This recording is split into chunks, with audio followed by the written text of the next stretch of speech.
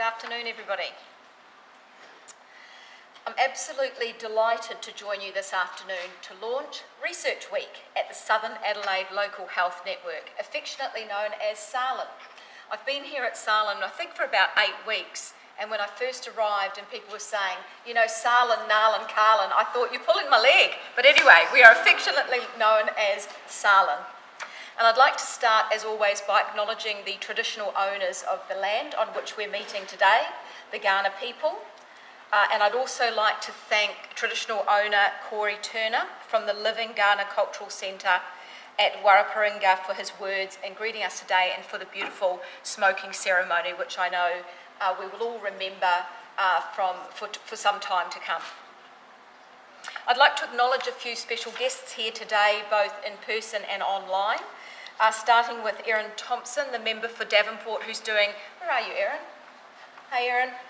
Who's doing triple duty today, representing our Premier, our Minister for Health and our Minister for Child Protection.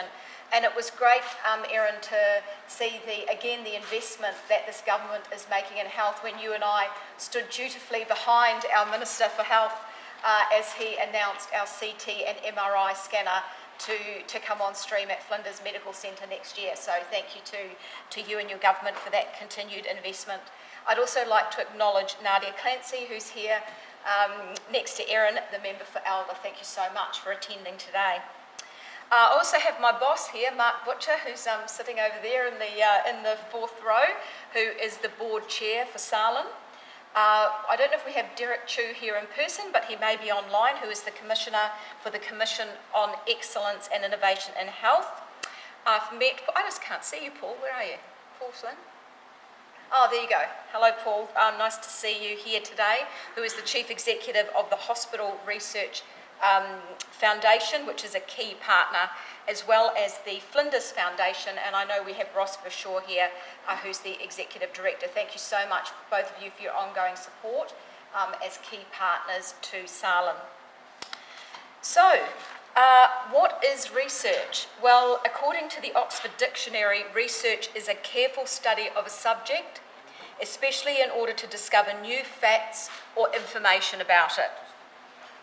But for you and me, it is much more personal and much more tangible. Research is the life-saving discovery of penicillin. It's the comfort of pain relief and anaesthesia. It's a bionic ear for those without sound. And topically, it's a vaccination to protect the vulnerable against a pandemic. It's genome editing and RNA sequencing that has created firsts and breakthroughs we only could have ever imagined. In essence, research improves the health and well-being of people, and we are all in the people business, those of us in health. It draws our knowledge of the human body and the world around us to find cures, to importantly prevent disease, to reduce injury and disability, to improve the delivery of health services, and to help us all to lead much healthier lives. I'd like to welcome everybody and thank you so much for attending today and also during this week. And also those of you who are viewing Research Week today on the live stream. SALN is a whole-of-life health service. We provide complex care from before the beginnings of life to the beginnings of life right through to the end. And we provide that care not only to the Southern Adelaide community, but to people in rural communities who come to us for specialist care, and also beyond to people also in the Northern Territory.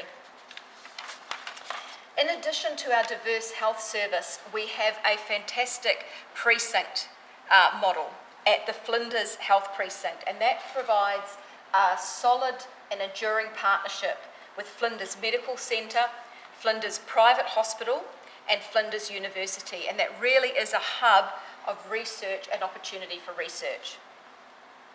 Last year we released our research direction from 2021 to 2024, and the purpose of our research direction is to strengthen our organisation's research culture and critical inquiry, but it's also to improve capability both within SALN and through our strong partnerships. And many of you are represented as our partners here today.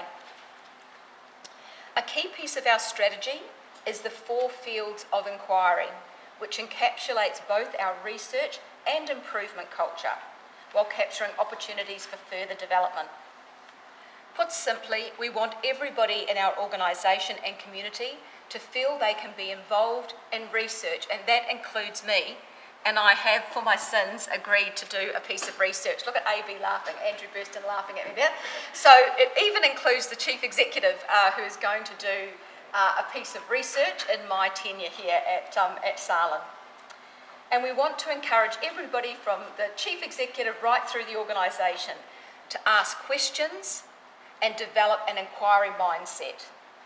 And we believe that research is all about investing in our people and in our community.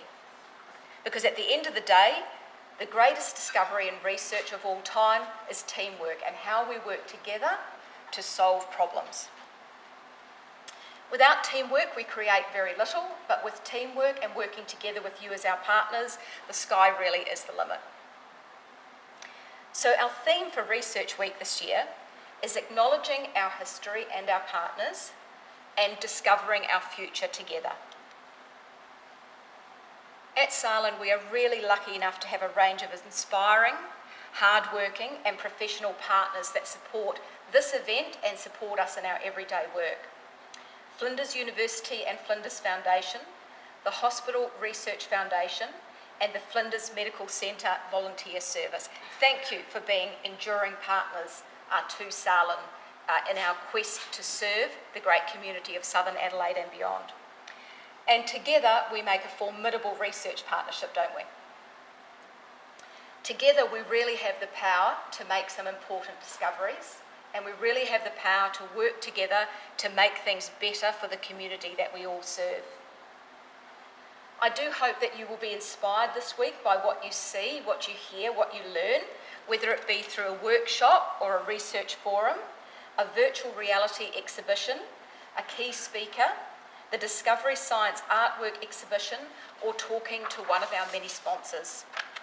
There is really something for everybody here this week, and I hope you will have at least one aha or light bulb moment during the week. This is my first Research Week at Salen, and I'm looking forward to joining this journey of discovery with you. I'd like now to introduce you to Professor Andrew Burston, who's the Clinical Network Director of the Division of Medicine, Cardiac and Critical Care, and also double duty as the Executive Director of Research at Salen. After returning from a research fellowship at the University of Western Ontario and under the supervision of the late W.J. Sibbald, Professor Burston joined Salen as a consultant intensivist and was the Director of the Intensive Care and Critical Care Unit between 2006 and 2018, and he still does duty in the ICU. In his current role, Professor Burston has contributed to both the management of Salen's largest division, I think he made me put that there in my speech, but it is the largest division, Medicine, Cardiac and Critical Care, and also led the development of the fantastic research strategy that we have here at Salen. I'd really like to thank Professor Burston, or AB as we affectionately call him, and his team for facilitating Research Week, and of course all our partners who were supporting Research Week. Before I came in, I was saying to AB, this is just fantastic, I'm really excited about it. You've just done a wonderful job in leading this, and I'm really proud of the work you're doing. Of course he wouldn't have any of it. He said, it's not me, it's the team, blah, blah, blah. Andrew's the lead. And I have to say that without Andrew's enduring passion for this, even when it's been difficult to get this on the agenda, even when issues like a little issue of COVID was trying to derail things, Andrew has been firm in his support of research, and that drive has got us where we are today. So thank you, Andrew. You have an incredible, exciting week ahead of you, and I really look forward to watching the events unfold and hearing from some of our incredible researchers that we have here in the South. All the best for a fantastic week. Thank you.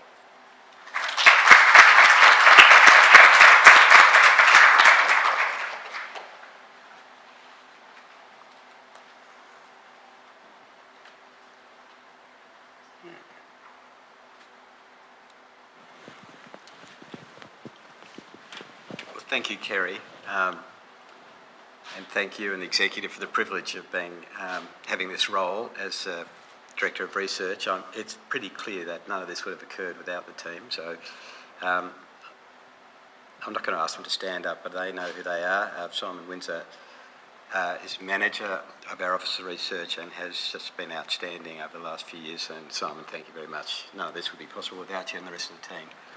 We've also had a lot of help from our Research Council. I'll talk about that in a little while, but 36 people have been in our Research Council and given us advice and helped us guide us along the road. Sometimes we've not wanted to hear everything that they've said, but as you know, that can be quite good because you reflect on it afterwards and work out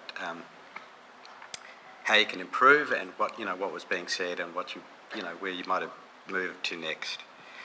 Obviously, there's been a few COVID along the way. Last year we designed this as a hybrid meeting, and you'll see that we have the Hoover app, and if you haven't got it, we'll show you how to download the Hoover app because some people can't stay for all of the sessions today or throughout the week, but I hope I'll convince you that you might want to come back and listen to it. The stuff will be available on Hoover Live and for the next 6 months, and we've used that quite a lot ourselves in improvement processes in all sorts of ways through that. So that's a great way to do this, and I'm not sure we might get a read on how many people are online today, but last year usually we had about 3 or 4 times as many people online as we had live at the event. So we got around COVID by having a hybrid event.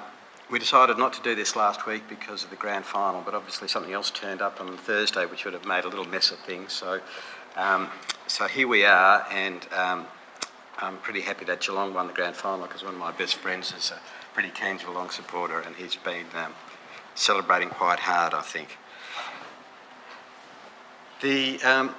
So we'll show you, there are people who will show you how to download and use the Hoover app. You can use that for question and answer sessions, live polling throughout this. It's really exciting. You can just put in some questions. We'll try to do that. There's poster presentations, all sorts of things that you can do there. I'll take you to a few of those as we go along. There's a special prize for the top of the leaderboard. I know that people were competitive with this last year. They're more competitive this year, and I think there's some question as to the ethics of what they're doing, but we'll see who wins at the end of the day. Somebody who came in with a pretty late contest, I think, last year. Anyway, so look out for members of our research team because it's quite a lot of fun being on Hoover during these talks. Just some of the housekeeping. Toilets are located in the main foyer near the concierge desk. There are fire exits. You can see them in the room here. I'm sure we won't need to use them, but you need to know about them. Afternoon tea will be available. But please don't bring any food or beverages into this beautiful lecture theatre. I think it's a privilege to be here, and I've said to Kerry we need to use this more often. I think it's a wonderful venue for all of us. And there is seating in the food court in the Central Rainforest, and I think it was just really stopped everybody for a minute to have our welcome to country and smoking ceremony outside, and I know special access had to be gained to do that, so again thank you team for doing that. So last year I presented a research vision for 2021, which was, I think, if you've come to any of our meetings, you'll realise that sky's the limit, and what we wanted to do was build a culture of research and inquiry across Salen. And some people might say today, with access block in our hospitals, with ramping, with COVID, why are we having a research week? And I think there's no better time. It makes it more and more important to have it because it is that culture of research and inquiry that is going to help us solve our problems, bring us together, give us cooperation and communication that I think we need right now as much as at any other time that I've been in health. It's been as tough a time as I can remember, and I think this is as important for us right now to have research and inquiry right at the centre of our cultures. We wanted to involve everybody at Salen. I think we thought there are over 8,000 people, and if we could get even half that number involved, that would be an extraordinarily powerful way to change the way that we work and to be productive in every which way you can in research. Particularly, we wanted to do this with early career people, and because we were looking at everybody in Salen, that meant early career people in medicine, in nursing, in allied health, in our corporate sectors, everywhere across our organisation. We wanted to increase capacity and partnerships, and we're very proud that we've been able to do that, and I will go to talk about a few of these things as we go along. We wanted to improve quality of our purpose, our well-being, and nothing more important today than the well-being of our staff and our community. So, what happened? I hope I'm going to show you that we achieved some of what we wanted to, some of our lofty goals, and then if I can keep your attention, I'd like to give a bit of a tempter so that you stay on for today and the rest of Research Week, or at least use the Hoover app to try to access some of those things. To make any of that happen, we need research governance that is effective but does not slow things down. And it needs to be effective because without effective governance, research can go wrong, and we read about that and people lose confidence. But we want it to be facilitated, meaningful, integrated, and I think what you've got in front of you is some of our performance data from 2021, 2022 for ethics applications, for governance, for joint applications, and I think the team should be very proud of that. For our service level agreement, it's more than 85%, and so too often I'm seeing in some of our stuff in Solon that we have red dots and we need to improve, and I think we can improve what we're doing, but we're achieving our SLA. The team went out and had a stakeholder report, and you can see between 219 and 221, the stakeholder numbers are not great. Maybe in 221 we had a COVID effect, but there's an increasing amount of green, which means that people think that their office is doing a good job.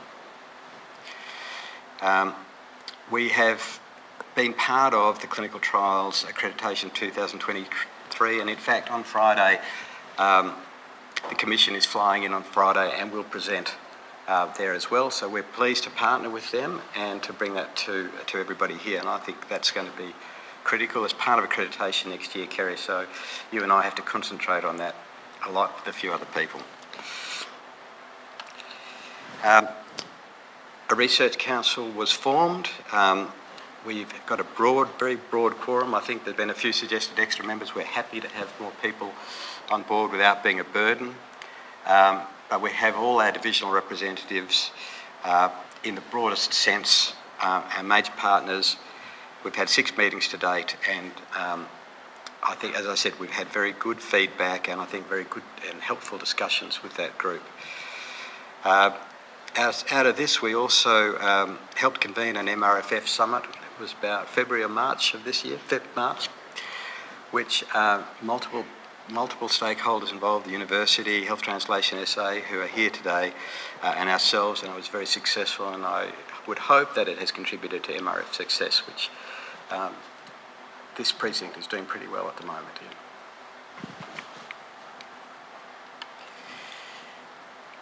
Yeah. We launched this sort of blue sky idea of why would we have 4 fields of inquiry. Well, it came from, when I first came to Flinders, people were talking about the 3 legs of the stool. And some of you will know that. The history of the 3 legs of the stool was a paper in the Journal of American Medical Association, JAMA, I think in about 1964, which looked at an academic health sciences centre, and it looked at teaching, clinical care and research as the 3 legs. If you had 3 legs of your stool, it wouldn't fall over.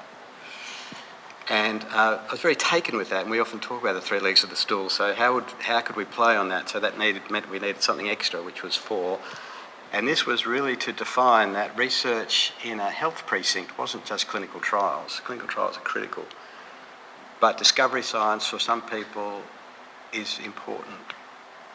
I think it's part of the culture change that you see here, and I think we need to embrace that. We have health services research because we are surrounded by data, and we now need to learn how to collect it and use it to improve what we do, because it's there. We pay a lot of money for it. We've got,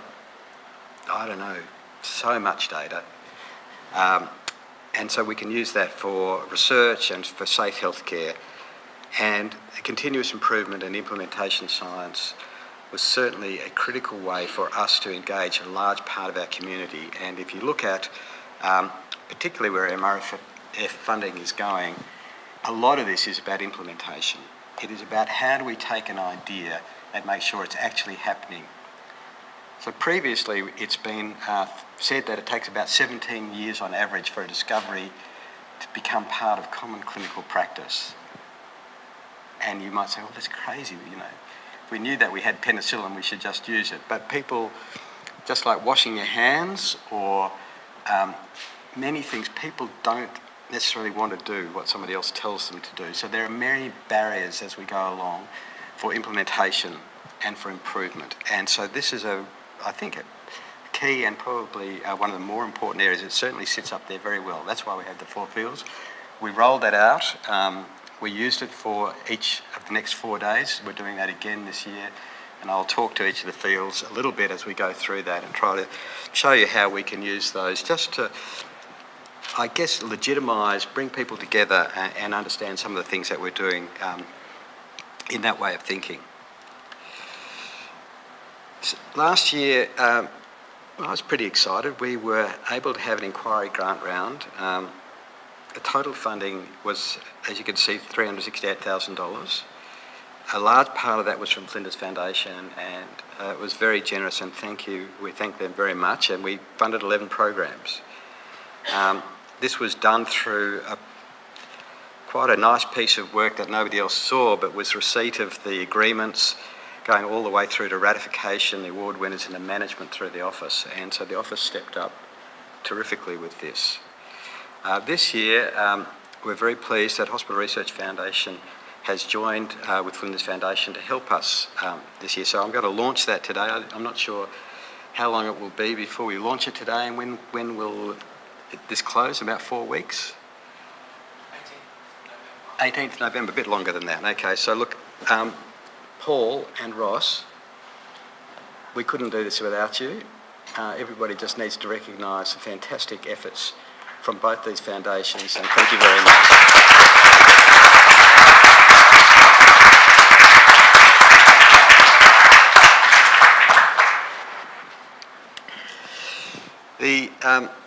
So last year we had, I think, we had about 4 or 5 times as many people online as we had today. So we might get a read on that here, but we had a total of 3,000 people in person and online, which was pretty terrific.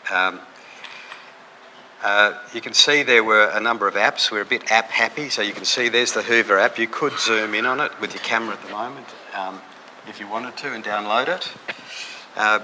Erin Thompson is here. There's a picture of me looking very comfortable with you, Erin, but thank you for that, Erin. You can see lots of activity going on, and we had our active research trail, which was an app that we used to try to profile some of the things that are happening today. And I think you can still, we have the active research trail, which is highlighting some of the grant winners from the 2021 program. So have a look at that if you want to see what people have done with that opportunity. They will be presenting later in the week.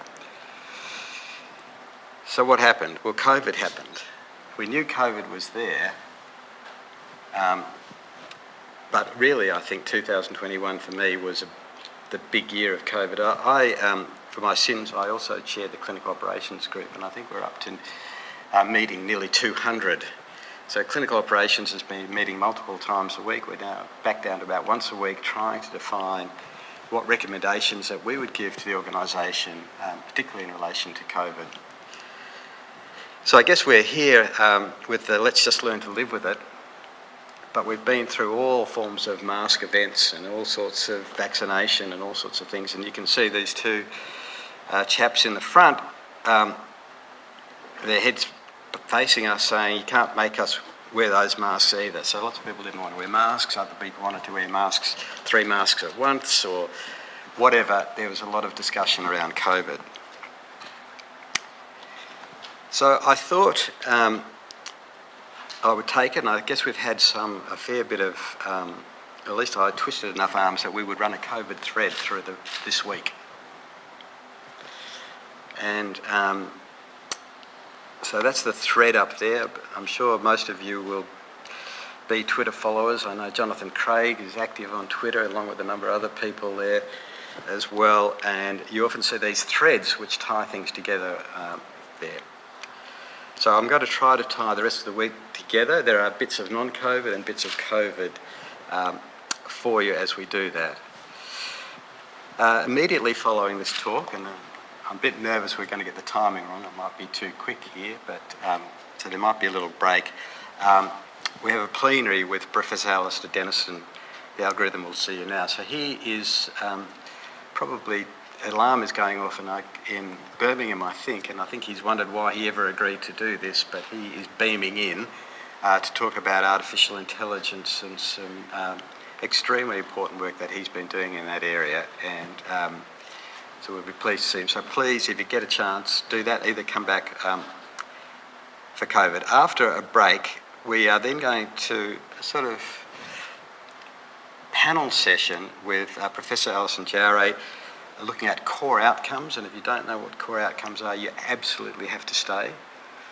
You absolutely have to listen to it, because I think this, we have a core outcome expert in the audience, Jonathan Craig, who's worked with Alison, and they've worked together for a long time, and I think this is extraordinarily important. I was lucky enough to have a very minor role when Alison did some work around core outcomes for COVID-19, a number of publications for that defining how we should report work around COVID-19.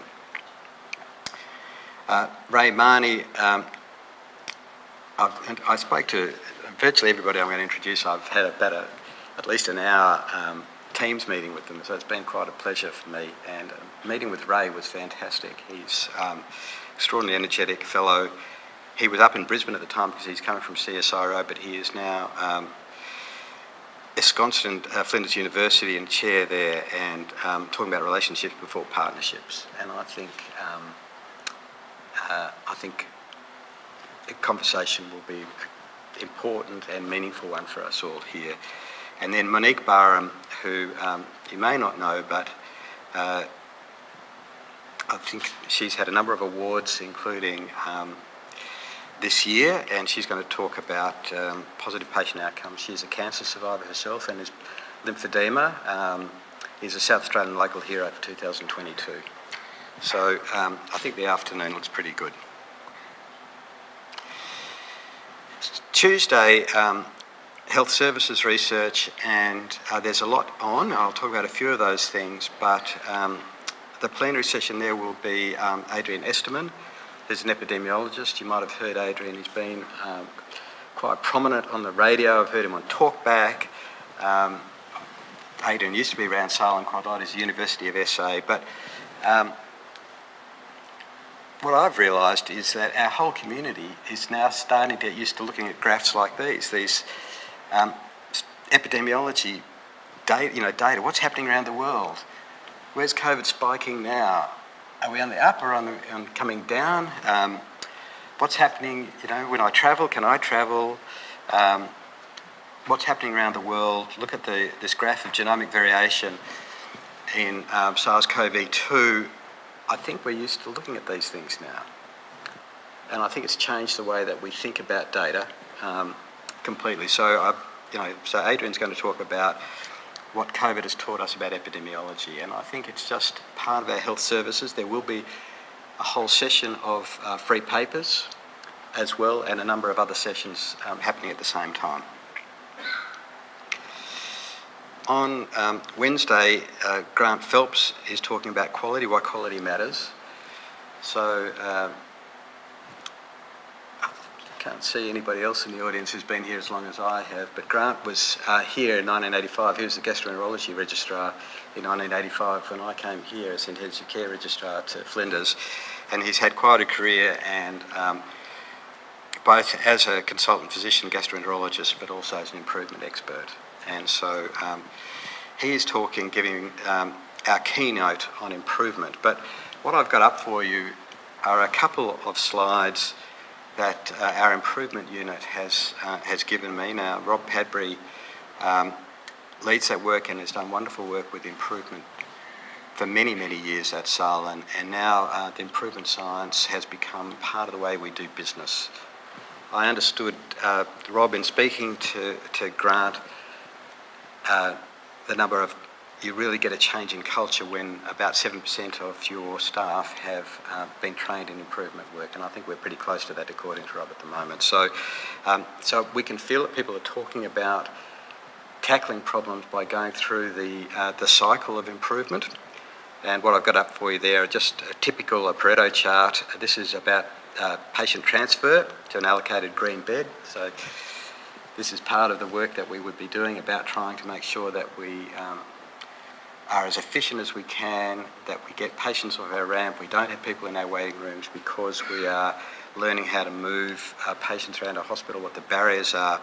And you can see with this fishbone diagram some of the issues that have come up there: workforce constraints, communication, medical review, the condition of the patient capacity, and how those are then embedded into a whole program.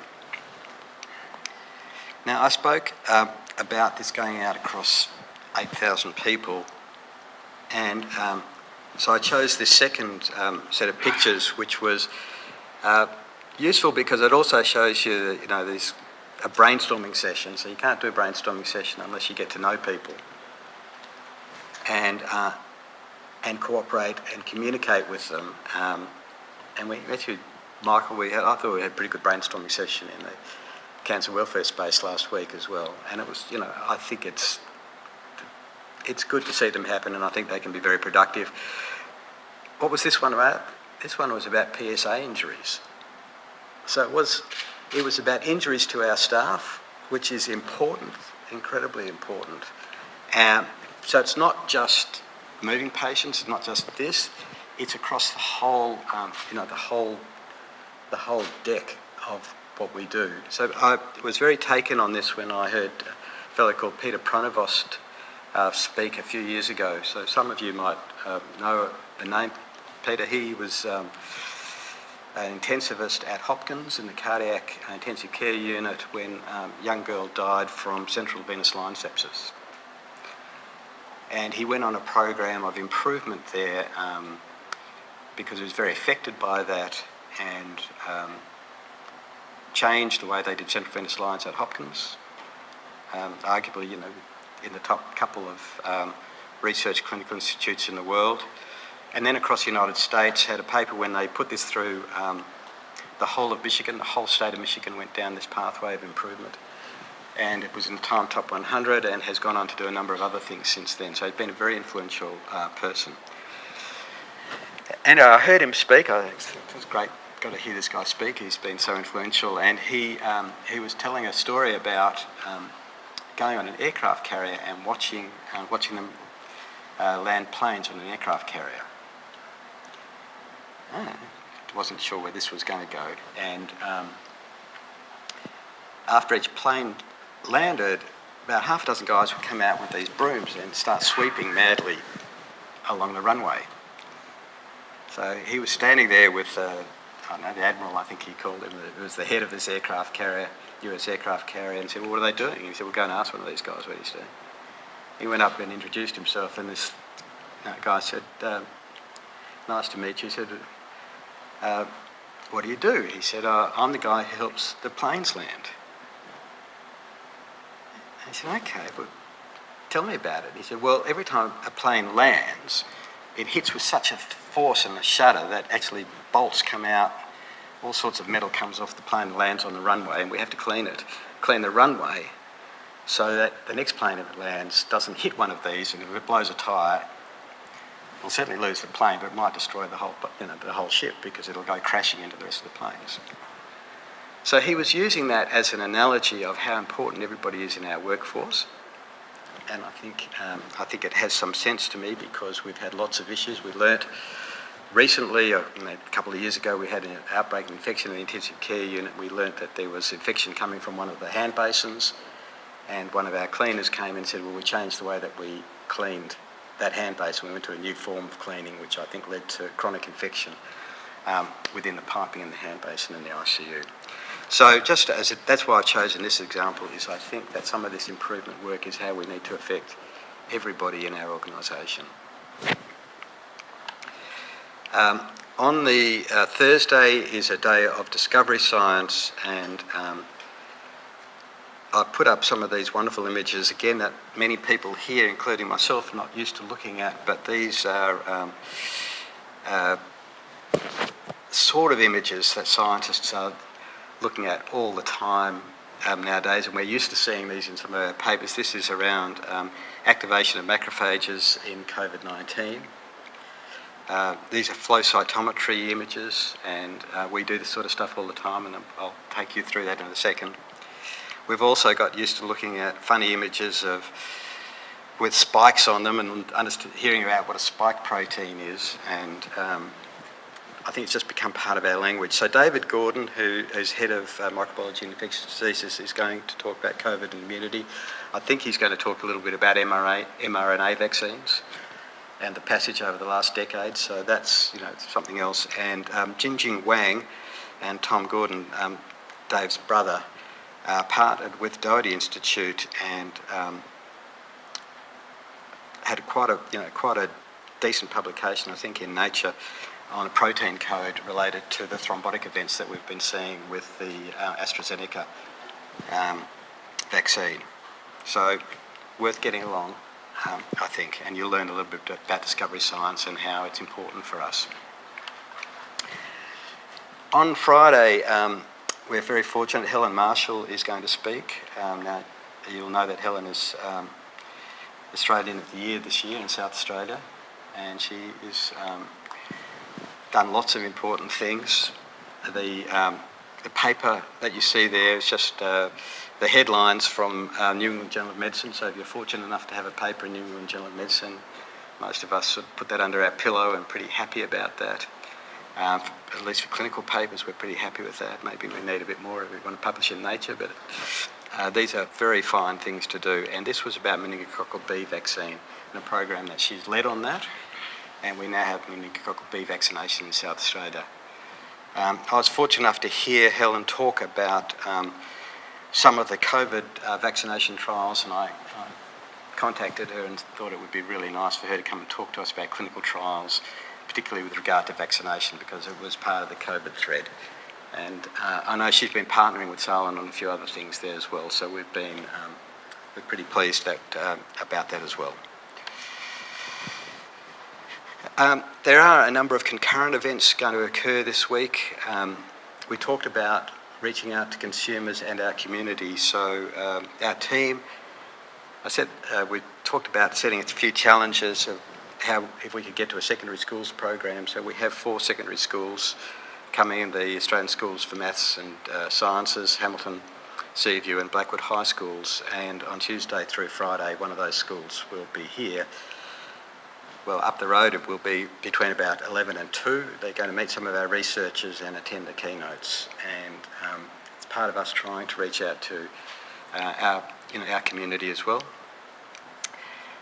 In the collaborative space, there are a number of things happening. Nigel Harris, the Flinders Foundation, has brought Nigel Harris down. I think he's come from Brisbane.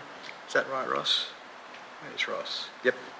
Thanks. And Ross is chairing that session, so please, that will be happening. Some of these are concurrent. Can't remember 100%. There's a great session with Bragg, CMAX, Robin Clark, Paul Flynn is going to be chairing that session. That's on Thursday, I think. Paul was telling me. I think that's also a great session. These are high quality sessions. Also career pathways and discovery, and I've talked about the National Clinical Trials Governance Framework and Commission coming down on Friday for us. Now, a couple of weeks ago, we were contacted about a South Australian Health Medical Research Strategy and whether we could give some feedback on that. And Flinders University, we had some conversations with them. Kerry's been involved, Jonathan Craig, Rob Saint had got something lobbed on top of that. We all met and discuss this. If you go to Hoover, you can see some of the questions and give us some feedback, because we would like your feedback as well to help us in the conversations. It's not just my opinion, not just Simon's opinion or Kerry's opinion. We'd like to hear from everybody. So please have a look in Hoover. It's one of the things that you can do there. is to give us some feedback, and we'll take that on board. I showed some of those beautiful pictures before the flow cytometry, so we felt that it would be nice to celebrate some of the things that are happening around the place, and these are images and work that is being done by people within our precinct, and so we have put up an art prize, effectively a scientific art prize, and we're thrilled that we're able to do that. I think that the images you'll be able to see back up in the lecture theatre area at Flinders, but I'm just going to show you some of these. These are some of the people who work in our organisation, and some of the people have felt maybe we get a copy of this and put it up on the wall at home, because they are so terrific. So just choose your favourite picture and read about it. I think, I'm not sure. I think they're all so great. You want to go and have a look at these yourselves and think about it, but these are some of the images that we are producing in the precinct.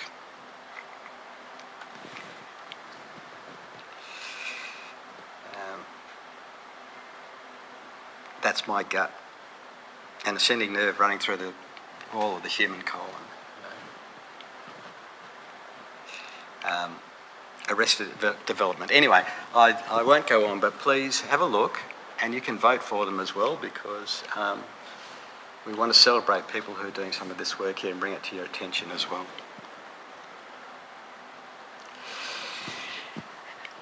Now,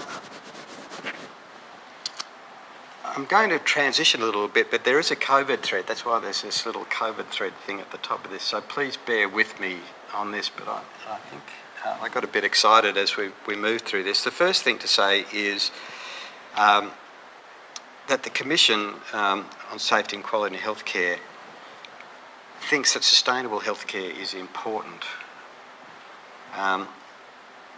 You can see it. It's a consultation module there. They're running sessions on this. New South Wales Health has a vision for this. I don't know that we have one in South Australia, but I imagine it's coming. And Simon was in Perth getting a fellowship last week, and Paul Kelly was speaking, and if I've got it right, you told me that Paul Kelly said that healthcare contributes 7% to our greenhouse gas emissions in Australia, and about half of those are from facilities. So these are pretty big deals, but I'm going to try to convince you that there's a COVID thread to it as well, so bear with me. On it's the left of your screen, you'll see a funny panel from New England Journal of Medicine from 1993. There's a famous study called An Association Between Air Pollution and Mortality in 6 US cities, and you don't need to know any of the cities, but if I take you down to that one called Steubenville, that's in Ohio. It's a steel city in Ohio. In the top panel, I think I can probably use this. There we go. These are two graphs from that paper, and they're graphing the mortality risk ratio against air pollution, the total particles in the air. This is total particles here. This is fine particles, which are the 2.5 micron and smaller particles now. In those days they were called fine particles, but they're now 2.5 micron particles. And you can see the S that stands for Steubenville is at the top of this graph, saying that you've got about 1.28 risk, 28% increase in risk ratio if you live in Steubenville for mortality, associated with, on average, about 30 micrograms per cubic metre of 2.5 micron particles. If a number of years later, which is this bottom graph here, people had started to look at decreasing particulate matter in the atmosphere, and if you look at the S here, Steubenville had decreased from about 30 down to about 2022, and decreased the risk ratio from about 30% to about 10% above normal. So that's pretty impressive even to an intensive care doctor, that's impressive. But I needed to understand this and some of the other data. So currently the US EPA standard is less than 12 micrograms, I think, and the American Thoracic Society less than 8, with a 24-hour high of 25. And currently the World Health Organization has dropped that number to 5. So you can see on the 25th of August I had a spare half an hour and I got on and had a look at what was air pollution like in Adelaide and in Melbourne and Sydney and a few other cities around the world, and what were the 2019 averages. So on that particular day, Adelaide was fantastic. We had a level of 0.1, but our average is 6.1, which is above the WHO standard. If you go to Sydney, on that particular day it was 3.4, they had an average of 11.3. If you went to Delhi, they had a low day for them, 33 micrograms per cubic metre of these microparticles, but have an average of 105. If you went to Wuhan, that was not a good day in Wuhan, it was 158 with an average of 38 and so forth. And if you go to London or to Washington, then you're exposing yourself to significant levels of the microparticles. So there's a lot of variation around the world in this at the moment.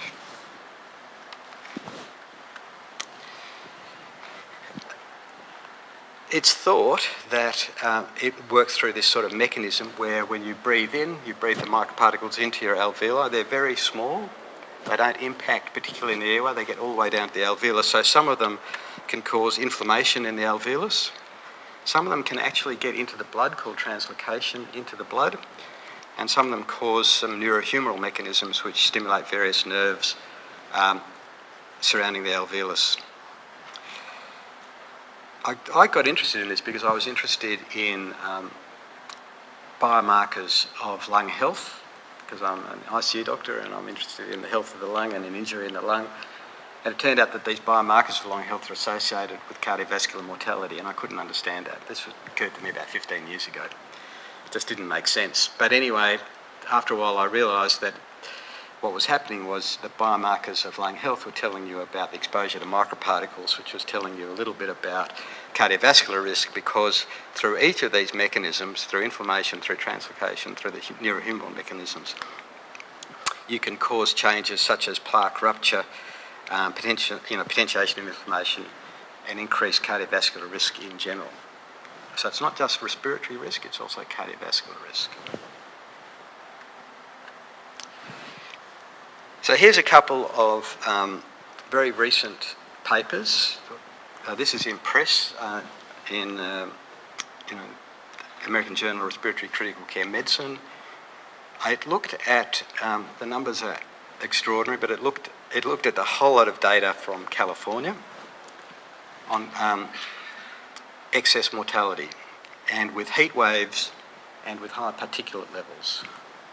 And you probably can't see these graphs too well, but what they are graphs of temperature thresholds, and if you go to the far right on this graph, it's the maximum temperature, so pretty hot days, minimum temperature, and then microparticle exposures. So the microparticle exposures here, the middle of this is around 40 to 50 microns per cubic metre. That may not seem excessive, but in Canberra, during the bushfires of 2019, they reported microparticle levels of 400, 10 times this level, just if you're interested. And heaven knows what happened when we had the bushfires in Kangaroo Island, but I'm sure we all had exposures as well. So I was fascinated that with an extreme of temperature, mortality went up by 6%, extremes of microparticles by about 5%, but there was, if you got the two together, then you got about a 20% increase. So it's not just cardiovascular, it's respiratory mortality. These data from Kaiser, 75,000 patients with COVID, looking at the effect of a small increase in microparticles of around 1.5 micrograms per cubic metre, so a very small increase if I haven't bored you with the numbers, with a 23% increase in hospitalisation if you got COVID, 35% increase in ICU admission, and an 11% increase in risk of death. So,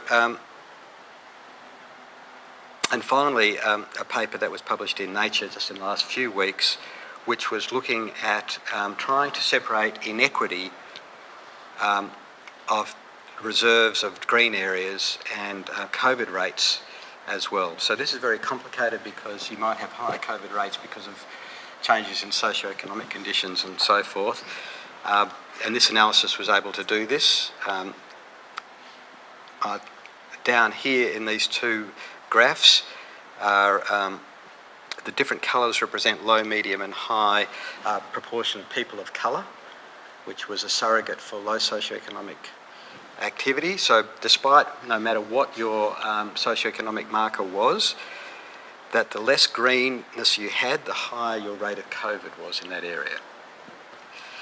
So I think it's important. And it's important from COVID, and we've probably been pretty lucky in Adelaide to live in an area where that's important. But all of this is building up to trying to get you to think about coming along on Friday when we close our research week, because about some months ago, Adelaide received the title of National Park City. It's the second national park city in the world. The first one was London. This is only the second one in the world. It has to achieve a whole lot of criteria for that. And I think that it's not just about, the city that we live in, the health, the well-being that we have with having parks around, but also what we do with our environment and how that might affect our health as well.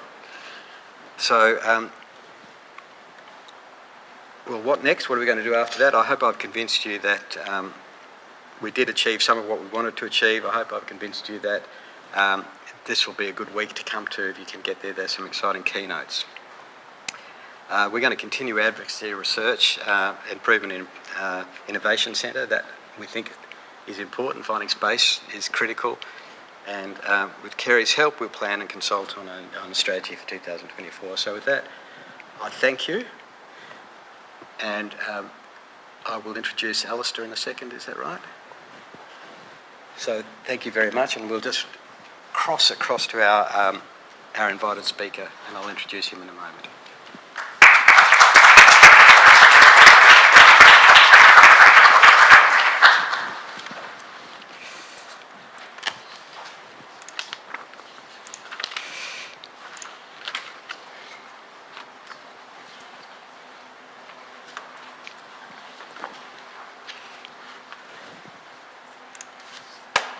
Hey, Constance. Hello. Alistair, thank you for getting up early. We apologise for the timing, but there's not much we can do between here and there. My name's Andrew Burston. I'm going to introduce you and then get you going if we can, if that's all right. So, there we go, good. So, as part of our research council, we were joined this year by Justine Smith, who's an ophthalmologist, and she joined our planning group for this week of research, and she suggested that Alistair would really bring something to the plate. And I think, from what I understand, that's absolutely right. He, coming to us from Queen Elizabeth Hospital in Birmingham, he's Director of Insight, Health Data Research Hub for Eye Health, and is consultant ophthalmologist, and has contributed in his own area incredibly strongly. But as part of Insight, as the Director of Insight, that's a research hub for eye health and a member of the UK Government's Regulatory Horizons Council. He's been leads a group that's committed to ensuring the best innovation within the broad field of artificial intelligence. And that has led to a whole lot of work on clinical trials in the area called Consort AI and Spirit AI, which were all published, I think, concurrently, which is quite an achievement. So, Alistair, you've given us a pretty exciting topic today, and I'm going to hand over to you, and we will have questions. We've got the Hoover app will allow us to have questions from people outside of our audience, but we've got a very nice audience here, and then probably 3 or 4 times as many people online at the moment. So thank you very much. Good morning, everybody. Just going to try and share screen.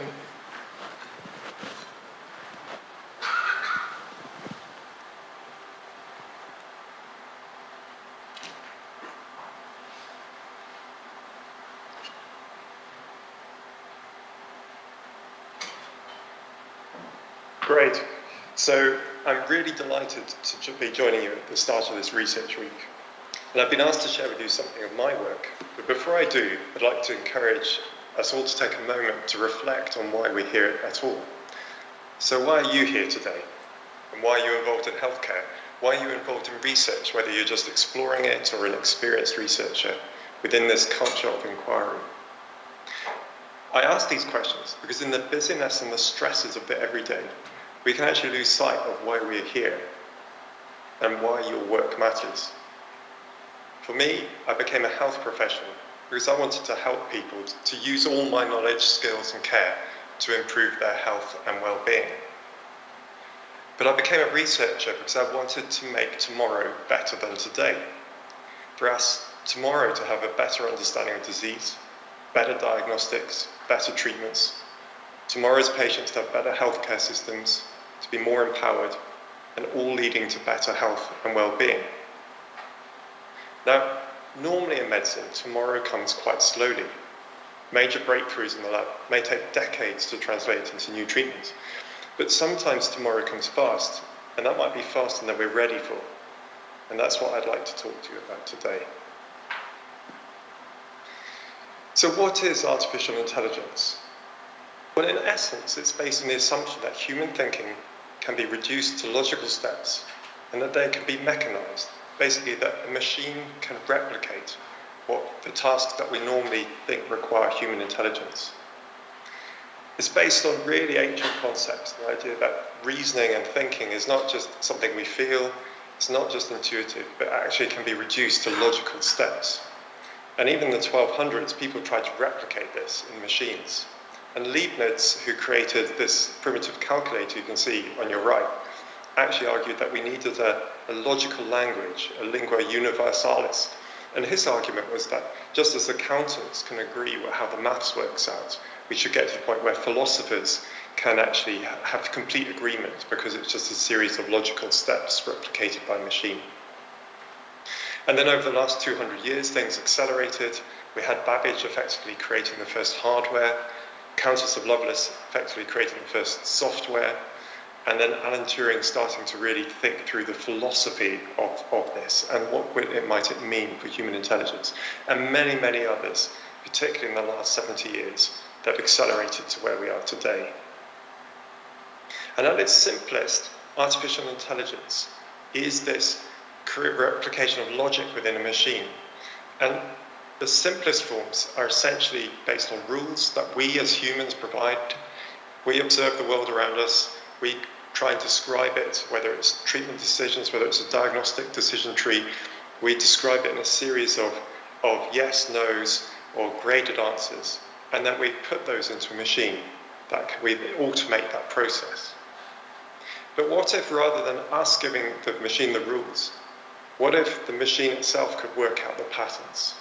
What if we could start to provide the data, the inputs, the answers, and get it to work it out itself? And this is what is known as machine learning, the subset of AI where machines learn from experience, work out their own patterns. And then this in turn has been accelerated in the last 10, 15 years with the advent of a subset of machine learning called deep learning, which approaches machine learning but using structures that look a little bit like the human brain and sometimes called neural networks. So what does this look like? Essentially, you have inputs, multiple layers of processing, and then your outputs. And the model works out by comparing the output against the real answer, calculates the difference, and then refines the network weights and thresholds under the bonnet, as it were, between these connections to work out to improve the model and get ever better predictions. So for example, say you provide it with an image on the left, and the machine randomly predicts a dog, and it gets it right, then that provides reinforcement that the correct answer, and it starts to adjust the network. If, however, it predicts dog in response to the image of a cat, then it again feeds back that error. And gradually, over time, the matching of huge amounts of data to correctly labeled answers allows the machine to refine the weights, and it improves its performance over many, many iterations. So why does this matter for us? Well, I'll argue that our healthcare demand cannot be met by more of the same. I think at Salin, you see around 300,000 people in patient episodes, in outpatient episodes every year, something like 100,000 inpatient admissions, around 125,000 emergency medicine contacts. That's a huge volume of work. And I bet that the challenges around that are increasing rather than getting less. So we cannot meet this simply doing more of the same. And I think there are two opportunities for AI. One is to match human level performance, doing what we're already doing and basically replacing and supporting us in our existing systems. But there's also the possibility for artificial intelligence to do things that actually we as humans find difficult and can go beyond human level performance. I'll just give you two examples from my own specialty. So I'm an ophthalmologist. And one of the things that we do a lot of is staring at the back of the eye. The retinal disease is the leading cause of blindness across much of the world.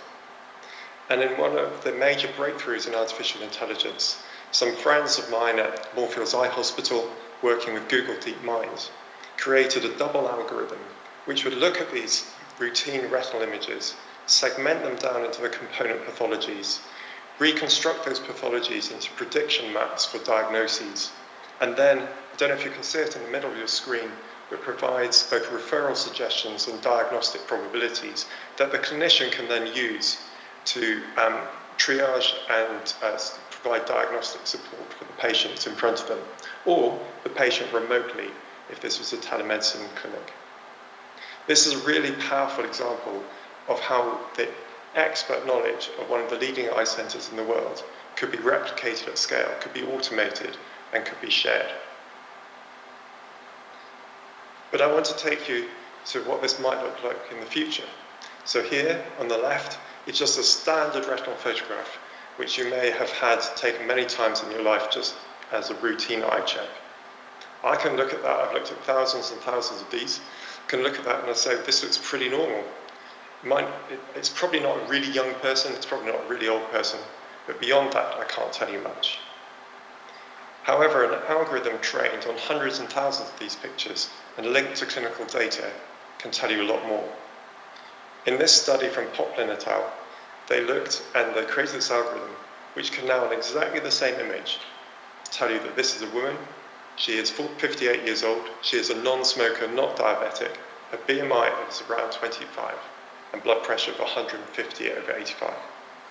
And I share that with you, not because that's really important information to be able to tell from a retinal photograph, but it tells us something of the power of information that is hidden within the data all around us, and that the power of artificial intelligence perhaps to unlock some of this for really practical uses. So there are applications out there that we haven't even thought of yet. There are also applications that are here in various forms of readiness, ranging from self-help chatbots to home triage, to digital therapeutics, diagnostic, prediction aids, decision support system, and perhaps most of all we see artificial intelligence starting to be incorporated into our CT scanners, our MRI scanners for segmentation and quantification.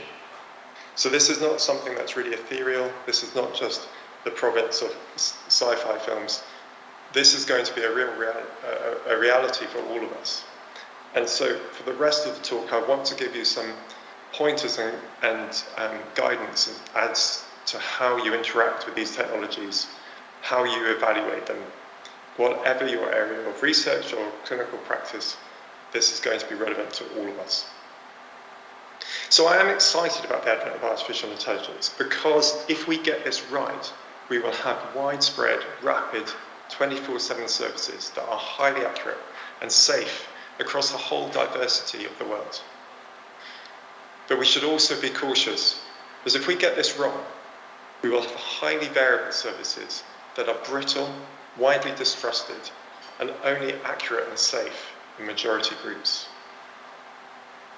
So the three questions we looked at as a group, and I'd encourage you to ask of any new technology that is coming to you, is it effective? Basically, does it work? Is it safe? And is it equitable? By which I mean, Is it for everyone? Will bringing this technology in benefit everyone, or will it leave some behind? And as I'll share with you for the rest of this talk, we've looked at tools that can help answer those questions, whether it's through providing better evidence, better systems for detection and reporting, or by tackling AI bias. So does it work? Well, in a study that we led 2 to 3 years ago, we asked that question, and we looked at all the studies on AI diagnostics published at that time, which is around 32,000 studies. And we went through those with a fine-tooth comb and analysed the best performance when matched against health professionals doing the same task, using the same data. And what we found is in the best designed studies, the most reliable, that these deep learning models could now match human performance across a whole range of diagnostic tasks based on imaging. This caught the media's attention, and with varying levels of frightening robot, it was illustrated across the world and generated a lot of interest, a lot of excitement. But I want you to look beyond the headlines, talking about how amazing AI is. Because for us, actually, the even bigger finding from that study was that of more than those 30,000 studies, there were fewer than 1% that you could actually trust. The level of poor design and poor reporting was absolutely huge, far higher than we'd seen in any other area. We'd been concerned about the level of hype in these AI studies, the over-reporting, the exaggerated claims. And what we found was that there was widespread evidence of that. We therefore worked with journal editors, such as from Nature Medicine and Lancet Group, BMJ, New England Journal of Medicine, to talk to them to try and understand what they needed in order to be reporting better studies. And what we did is we then worked with them and a whole community, the whole research community and others involved in artificial intelligence to look at what it would mean to do this research well. What does a good study look like? What does a good report look like? That means that we, wherever we sit in the health system, even to regulators, that we could trust the quality of these studies. So we announced the Consort AI and Spirit AI extensions for basically reporting studies and the design of studies. And working with an international group, we brought together people who could see different parts of the whole spectrum, from patients to healthcare professionals, statisticians, computer scientists, regulators, ethicists, and so on. And this was an international process where we gathered the world's literature in the area, regulatory guidance, registered trials, expert survey, and through a consensus process, we narrowed it down, piloted the design phase, piloted the reporting guidelines, and about a year later, we published.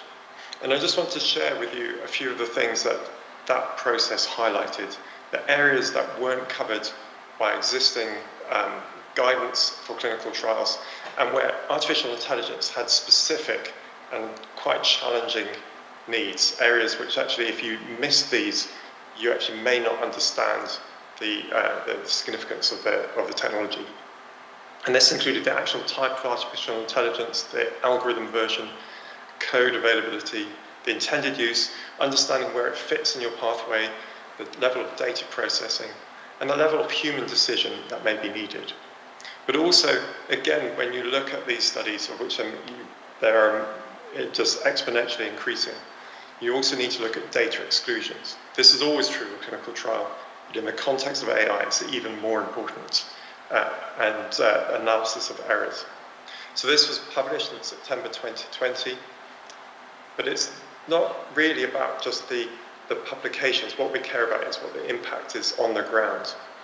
One of the things that I want to highlight as we pass through is that the role of patients in the research we do.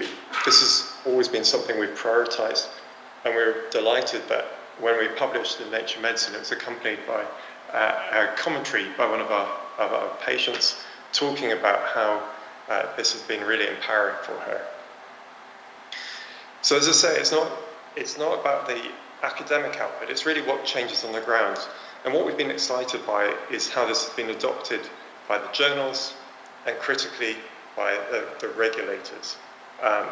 Also, it's something that has come into our more public consciousness in terms of providing reassurance against accusations of hype within these studies. I think we're getting to the point where we now actually have much greater confidence in the studies coming through. We've really noticed an improvement in the quality of studies now that they're reporting against these guidelines. And this is really helping the regulators because it means that the technologies that they approve are based on stronger evidence. We've also been working further down the scale in terms of the cost effectiveness analyses and health technology assessments. And again, have worked with the existing bodies in this space to provide evidence of how AI is different. What is it that we need to have in place to make sure that these technologies are working effectively? So that's all about, does it work? The tools that we can provide to make sure if something is effective. But is it safe?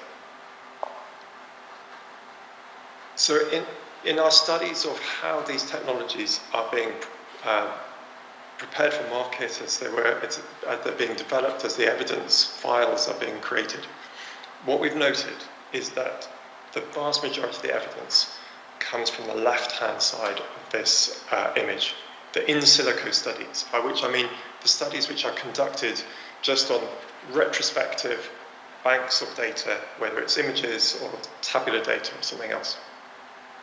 But the problem with the emphasis there is that will tell us about the errors of the algorithm, sort of diagnostic inaccuracy, if you like. It doesn't tell us of what happens when this is introduced into the pathway. And so there are a number of types of intervention that, again, if you're confronted by these technologies, it's worth looking for this kind of data that can provide you with confidence that this will be safe in the patients you care for in your community.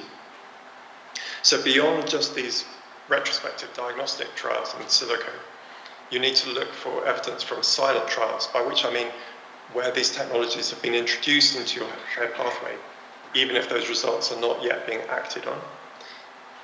The stronger evidence comes from actual interventional trials, sometimes called test-treat trials, but where you actually are really introducing the technology and seeing how it works and how the professionals work around it and what the outputs are for patients.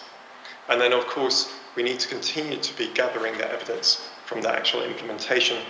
And it's only in these later stages that we really understand the pathway errors and whether there are any patient harms. And so what does error analysis look like? Well, here are just a couple of studies from groups looking on the left. This is an automated detection system for colonic polyps. On the right, you've got insulin dose adjustment. And this kind of data is really helpful because if you look, for example, on the right, what you can see is a head-to-head comparison of an AI insulin control system versus a physician-adjusted insulin regime. And what you may be able to see is that the AI system is outperforming the human system now. But you can actually break it down into the individual adverse events and understand when it is working and when it's not working. One of the tools we've created through our research group is the medical algorithmic audit, working with Lauren, actually, who senior author on this, who herself is from Adelaide, and defining a algorithmic audit process for really interrogating these technologies in the deployment area. This is based on engineering principles, something called an FMEA approach. And it provides a way of detecting errors and analysing errors to understand the limits of performance. And critically, it also provides a way of discovering failure modes.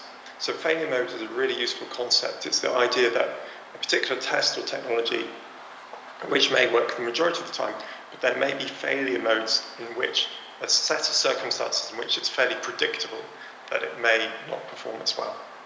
And this is something we need to understand as we're introducing these new technologies. So we're currently evaluating 3 technologies in our hospital using this algorithmic audit approach: a skin cancer diagnostic, breast cancer diagnostic in mammography, and the retinal pathology diagnostic that I mentioned earlier. So as we conclude safety, I just want a couple of key points. First of all, safety is not an optional extra. Consideration of safety mechanisms need to be at every stage of the development of the technology. We need to have systems that will detect not just the AI errors themselves, but these failure modes and any downstream harms. And actually, you can't just do this once and then deploy the technology and hope it will just continue to work the same. This needs to be a lifelong assessment. And to do this, it's not something that just the hospital, the health institution, or the device manufacturer can do on their own. This needs to be collaborative and multi-stakeholder. And this is quite intense, so we actually need to build automated systems, business as usual systems that help run in the background to support this.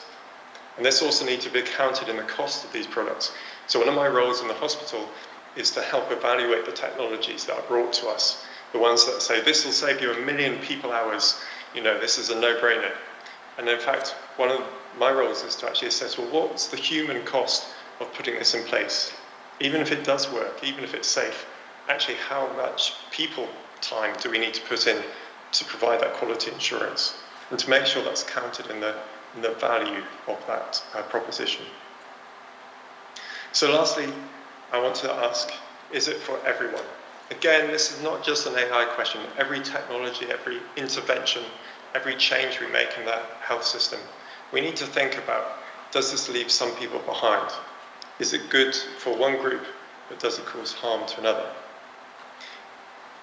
The concept of bias in AI is well recognized now across almost every sector in which AI is used. And in health, it goes right from the problems we look at, the problems we try and solve, and the bias within that, right the way through to how we deploy these technologies. But across all of this, one of the things that our group has particularly worked in is the relevance of data and the relevance of inclusive data sets.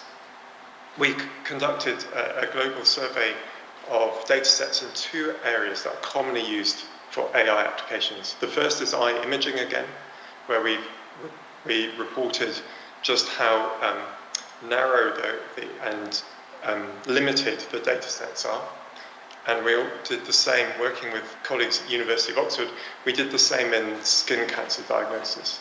And essentially what you find is that these data sets that are being used to train algorithms are generally from majority populations, they're and very limited, and they don't report demographics, so that your ability to interpret and ensure that they are inclusive and they work for everybody is very limited. And others have looked at this in terms of radiological tools, finding that most of the radiology tools licensed in the States are based on data from just 3 states.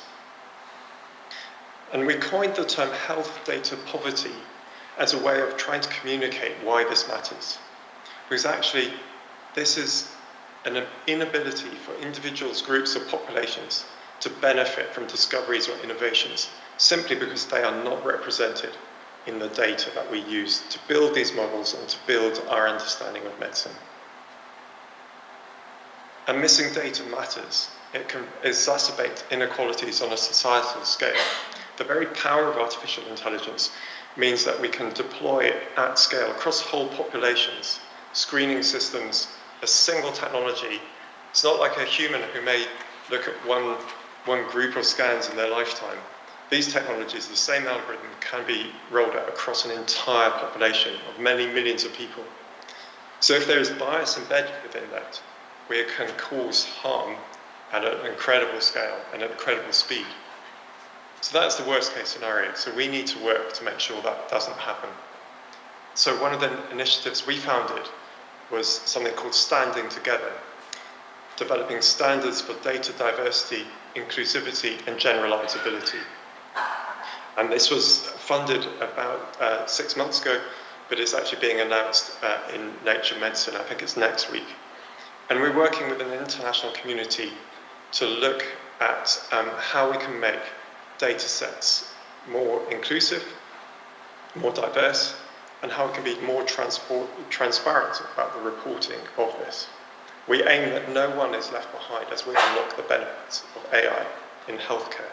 And within this, we are representing both who is represented, so this is guidance on the composition of these data sets, but also the transparency, how they are represented.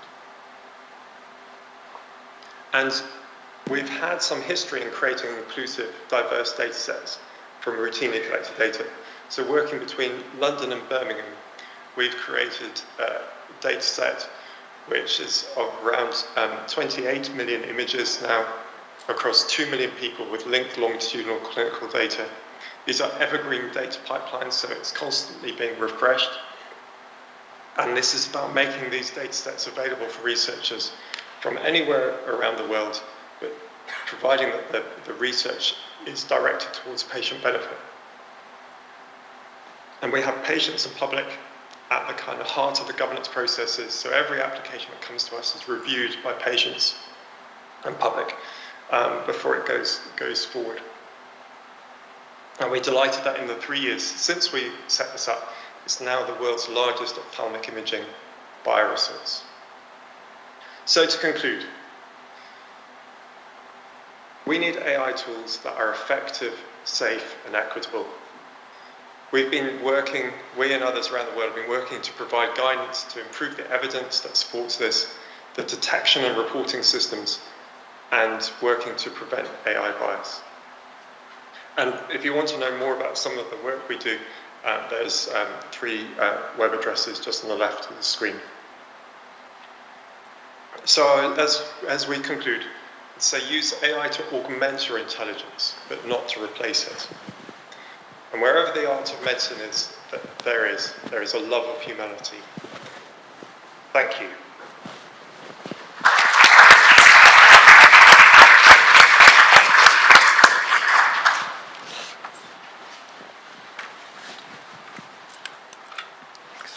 Now, can we bring Alistair? Oh, there we go. Perfect. Alistair, thank you very much. We've got questions here from the audience. We've got questions from Hoover.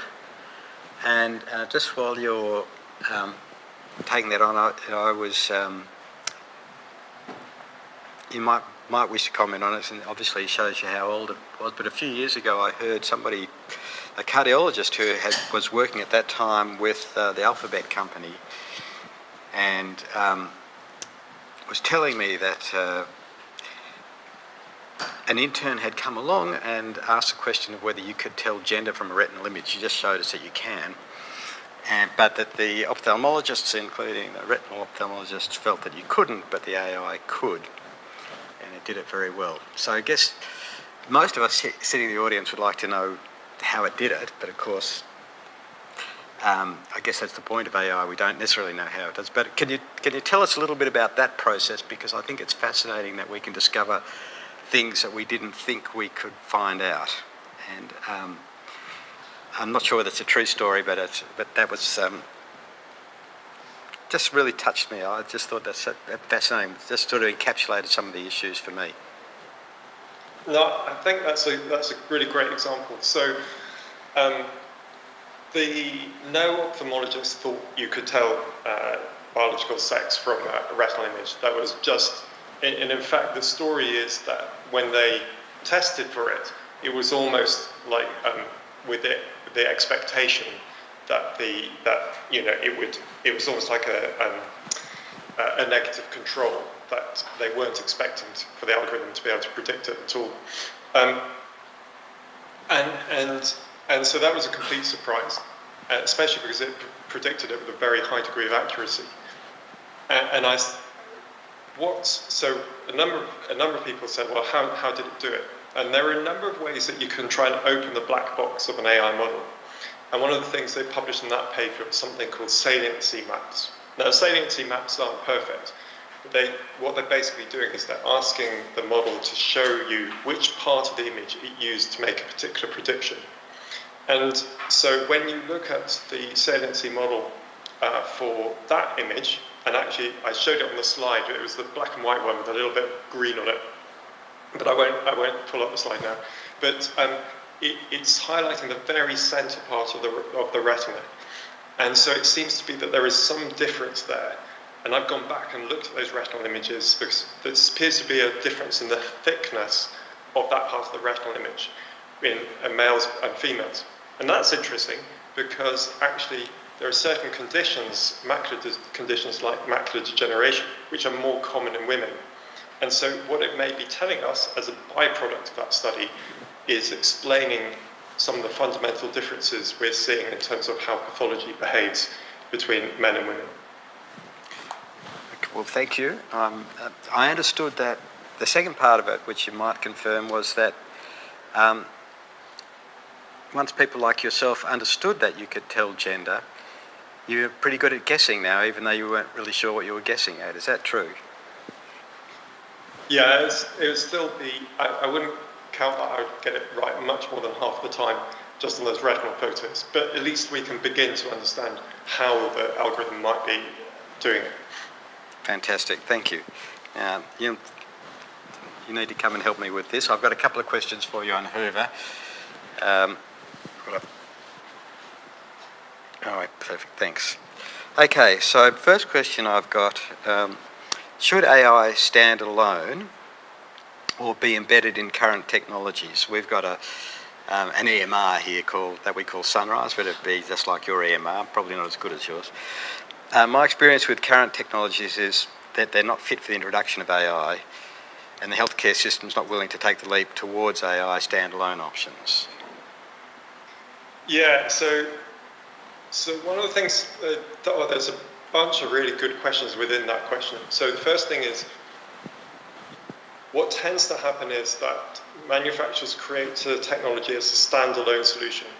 Now, in our busy health pathways, it's a nightmare having standalone solutions because actually, how many different icons do you want on your desktop? How many different software systems do you want to be opening?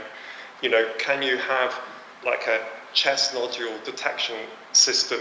If you're a radiologist, do you want to have one algorithm for every single pathology? The technology may work perfectly, but actually it may slow you down and you may deliver a worse service as a result. So there's an issue about embedding. There's also an issue about, is it ready? And I would just, that's a longer question, but again, I would ask those three questions. Is it effective? Have you been given evidence that it does what it's meant to do? And does that at least match human performance or exceed it? Is it safe? So do you actually have short and longer term evidence that it's not going to cause harm if introduced to your healthcare pathway? And that's not just, it's been modelled in a lab, that means actually in a healthcare pathway. And then is it equitable? Are you at risk of leaving people behind? Is there going to be digital exclusion here? Yeah, but really good question. Thank you.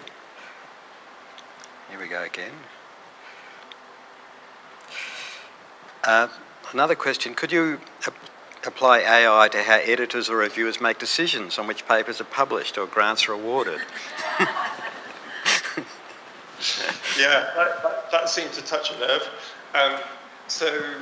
So no, I think the problem is, so AI is very good at spotting patterns. And the trouble with that, if you applied AI in those two scenarios, what we would have is just more of the same.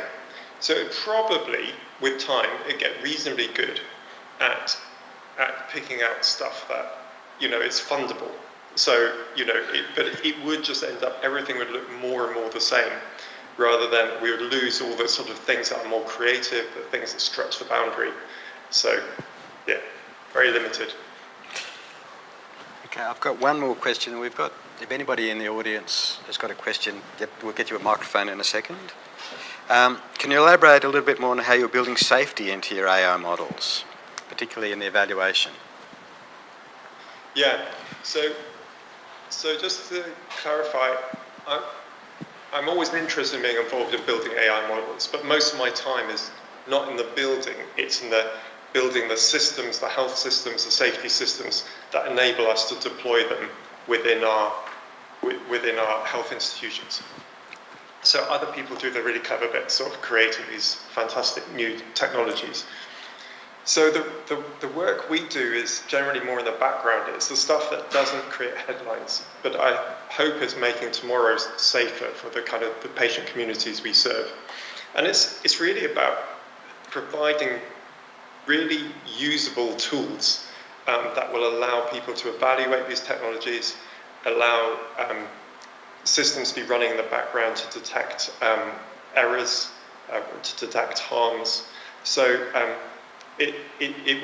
we're working a lot with our regulators. In fact, I also I've met quite a few times with the TGA in Australia, but also FDA and Health Canada. So it's not just a UK-centric view. We're trying to share that learning and experience to other countries trying to introduce these technologies, and we're sharing learning backwards and forwards. So it's an exciting area to be in. As I say, it's kind of working under the bonnet to some extent to try and make sure that we can safely introduce these technologies. Thank you. Now, we've got a couple of questions from the audience, so I think... So, Alistair, Jonathan Craig here from Flinders University. Fabulous talk. Thank you very much. Can I ask you just to expand upon the last comments that you were making?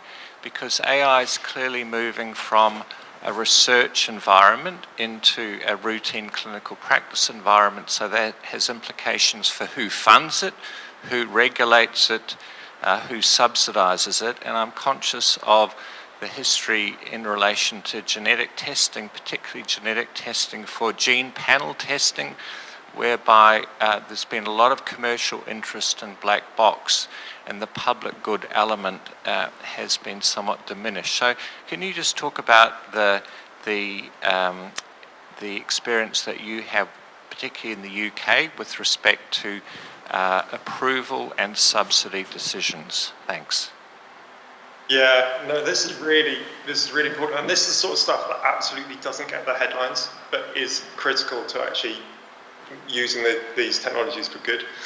So, what we tend to see a lot of is massive interest in the kind of development stage, the sort of proof of concept, which generates a headline, and we also see. So that's often where a lot of the academia has been. And less interest than taking it beyond that into kind of routine practice. Then we have technology companies who are generally they don't generally have a background in medical device regulation, and they don't generally have experience of bringing these technologies into a medical market. There are some exceptions, but some of the big players in this space aren't used to interacting with health systems and are only now learning how challenging it is to deploy these at scale.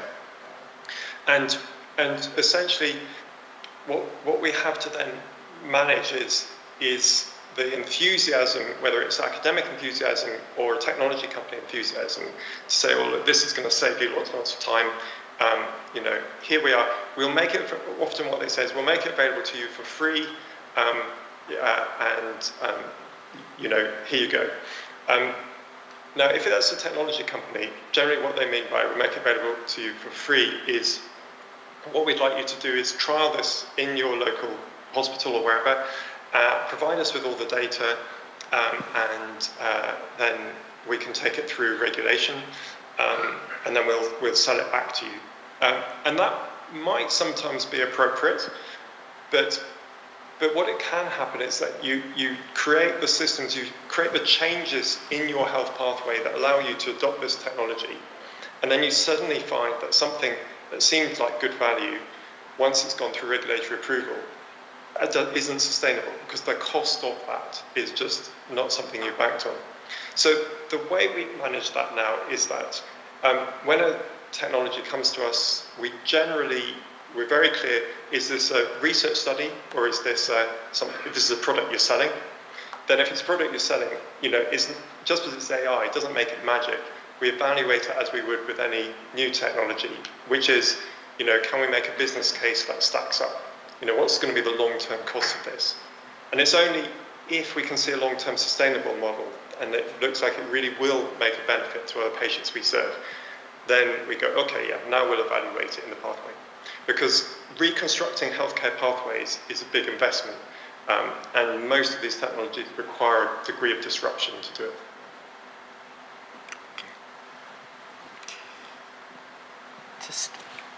Got another question for you just coming now. Alex here, data scientist with Salon. So thanks for the talk. You mentioned at the beginning that only 1% of all the research that is out there on AI in healthcare is actually substantial. Now I see part of the problem is the lack of standardization in data set, because a lot of papers release results and then, using your data from your hospital that I can't see and I can't reproduce. How can I tell that this is a good model? So towards the end of your presentation, you talked about releasing standardized data sets that you and people from London and Birmingham together. That's an excellent thing that helps to researchers to compete on level grounds, so we can tell which people are actually doing the good type of work. So do you recommend that Salon as well release its data? And also from the quick glance on your slides, I saw that most of the data sets that you released seem to be oriented towards computer vision, because that's your specialty. Is there any tabular type of data that you managed to release? Because I see that this is a much more complicated thing, because hospitals operate in a different way, as opposed to standardizing image data set, because only few vendors dominate the medical imaging community industry, and all you need to worry about is maybe size of the image or the color map, and you manage to standardize everything. But when it comes to standardizing the way that a hospital operates and tabular type of data, it seems that a much more daunting task. Yeah, thanks, Alex. I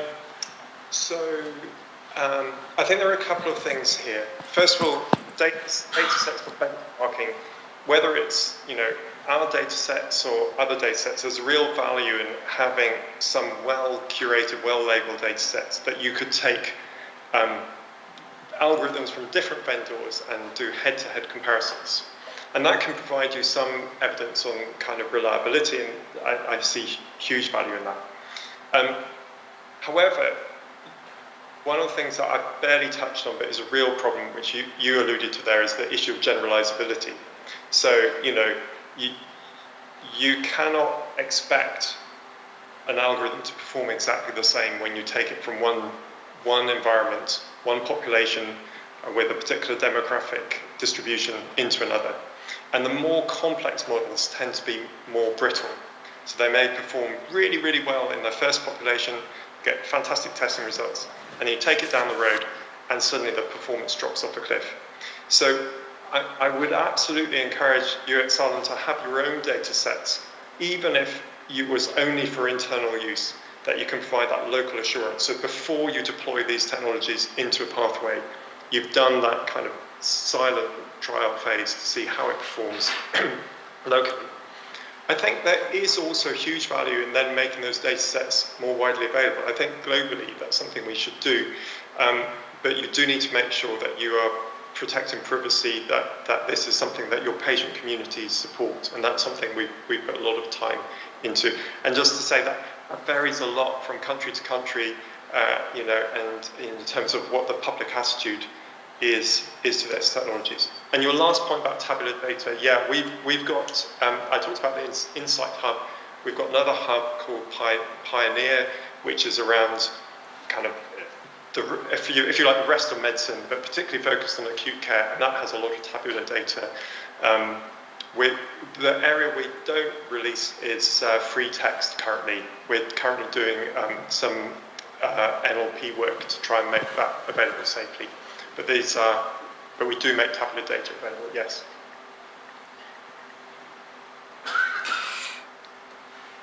Okay, I think I've got that. Oh, here we go. Another question for you on Hoover. Can AI include cultural or environmental social factors within its diagnosis and therefore suggested treatment for different risk groups? Just while you do that, it sort of fits quite nicely with a question I guess I was going to ask you, which is sort of this in the same zone. So my background was intensive care. Now we've just been aced recently because pulse oximetry doesn't work particularly well for people with pigmented skin because they were not part of the inclusive set. You talked about inclusivity. So I guess it's sort of asking the same question, is, will we get from AI that it will start to sub-segmentalise some of its learnings depending on, will it say, oh look, you're an African American, I'm going to change the pulse oximetry zone to this set of calibrations? I guess that's similar to that question, so I'm just interested in your thoughts in that whole area. Yeah, so you're right. There are two different scenarios here, one good and one bad. So the good scenario might be that a diagnostic algorithm, whatever it is, takes all the factors into consideration that may mean that it provides an output that leads to a better outcome. And that can be very appropriate adjustment for some of these kind of demographic and cultural factors, including diet and some of the things you've mentioned. So that's the good scenario. But I think what we have to be really careful about is, where is the algorithm making an adjustment because of a human bias, an inappropriate perception, a societal constraint, a human observation that I may make over one patient versus another. And so one of the things that you have to look at is what is being encoded here? Is it something that has biological validity and may lead to a better outcome, or is it a human bias that is being overlaid and potentially amplified? Thank you. I think we've got another question there. Is that what you're telling me? So this last question here, all right? I'll just we'll let you get back to breakfast in a second.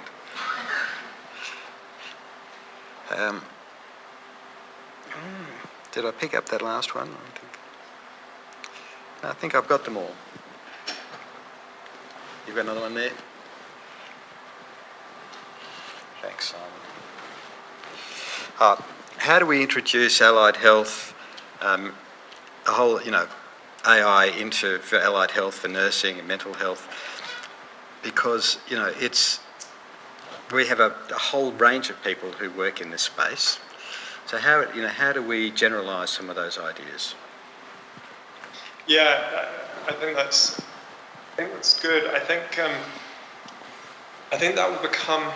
I think as the potential applications increase, what we will see is its use being AI being used for wider staff groups. As sometimes happens, at the moment it's doctors who got most excited about it generally, and maybe hospital managers as a way of answering particular problems. But really, if these technologies are going to be useful beyond the kind of diagnostic support and so on, that they are likely to be embedded into decisions for all of us. And often, most of the best AI that we have on our smartphones, we're not really aware of. It just makes things quicker, easier, provides a bit of backup. I think one of the things I'd say is that AI does have a fairly limited set of applications. I don't see it coming through into some of the really human things we can do in terms of the way we deliver care for a long, long time. But I think around problem solving, decision support, etc., it's going to be highly relevant for all staff groups.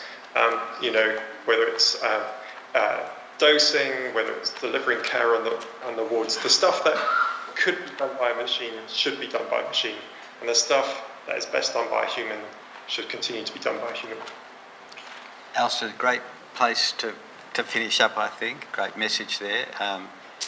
Really, I think you've really made us understand something that's very complex and really brought us along. Lovely talk.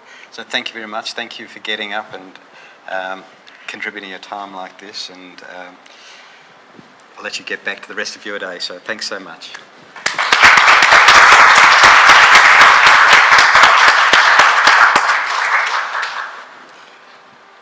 We will have a little break. What time are we back? 3 o'clock? 3, so 3:30, is it? Okay, so there's quick afternoon tea, have a stroll, take a breath, get a coffee or something. Thank you.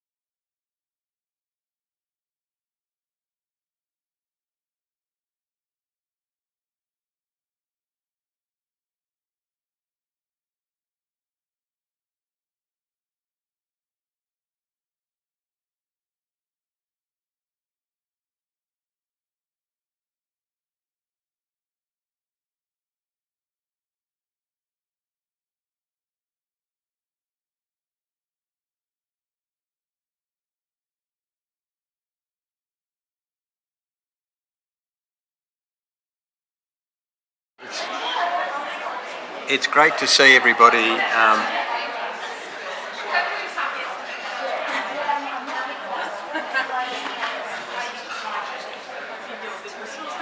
I'll keep going. Okay, so look, thanks very much.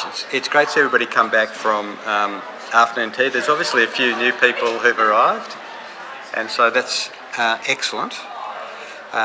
Just to let you know, my name's Andrew Burston. I'm chairing this session with Peter King, who's our consumer rep at Salem.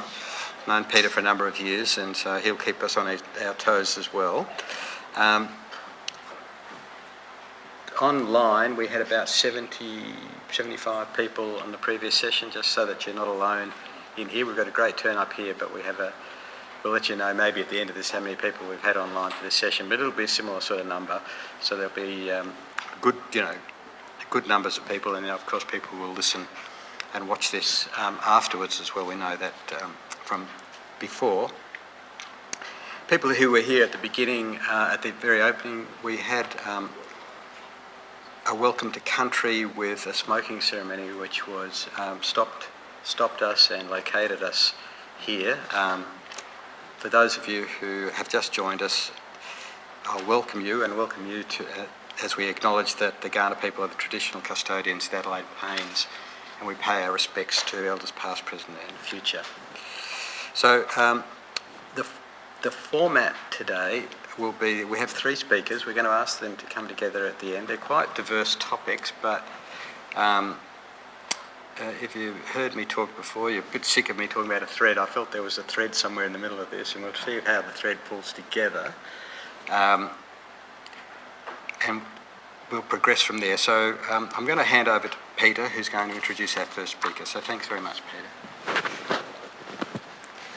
Thank you, Andrew.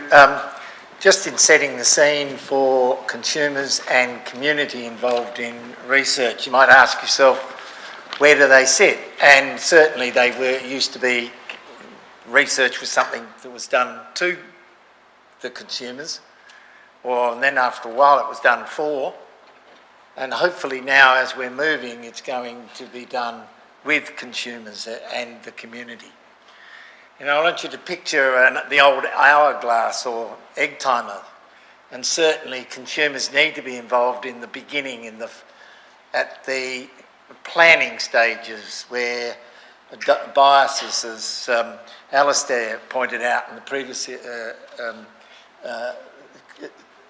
discussion, that in actual fact we need to eliminate those, where the strategic priorities are reflective of the people who are the consumers who are involved and the community of their bits that are there. In the middle is the actual way that the research is happening.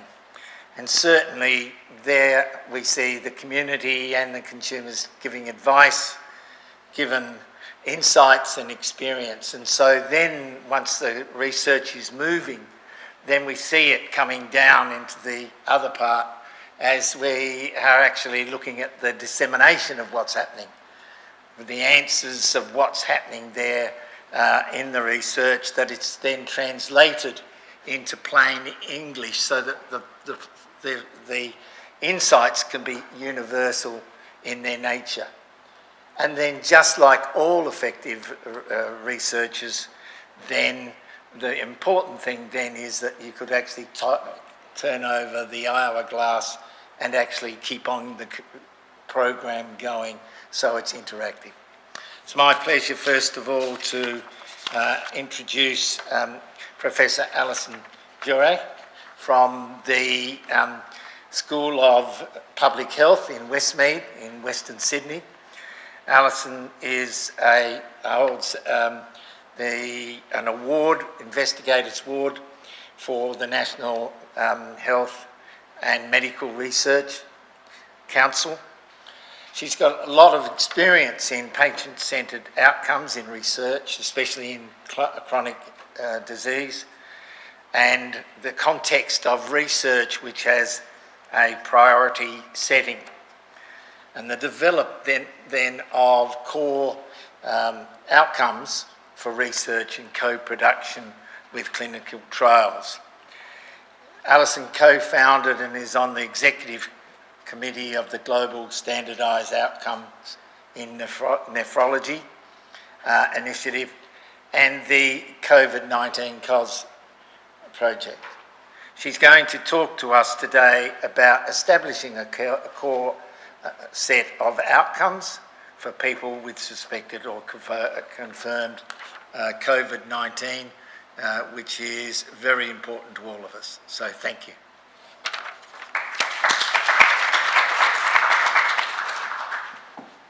Thank you so much, Peter, and I'd also like to thank Andrew for the opportunity to come and present on this project, which I should mention was partly funded by the Flinders Foundation. And I'd also like to take a moment to acknowledge the traditional custodians of the lands on which we're all meeting today, the Kaurna people, and also pay my respects to elders past, present and future. So in the next 20 minutes or so, I'll be talking about developing core outcomes for COVID-19 and just a little bit of background on how this project started.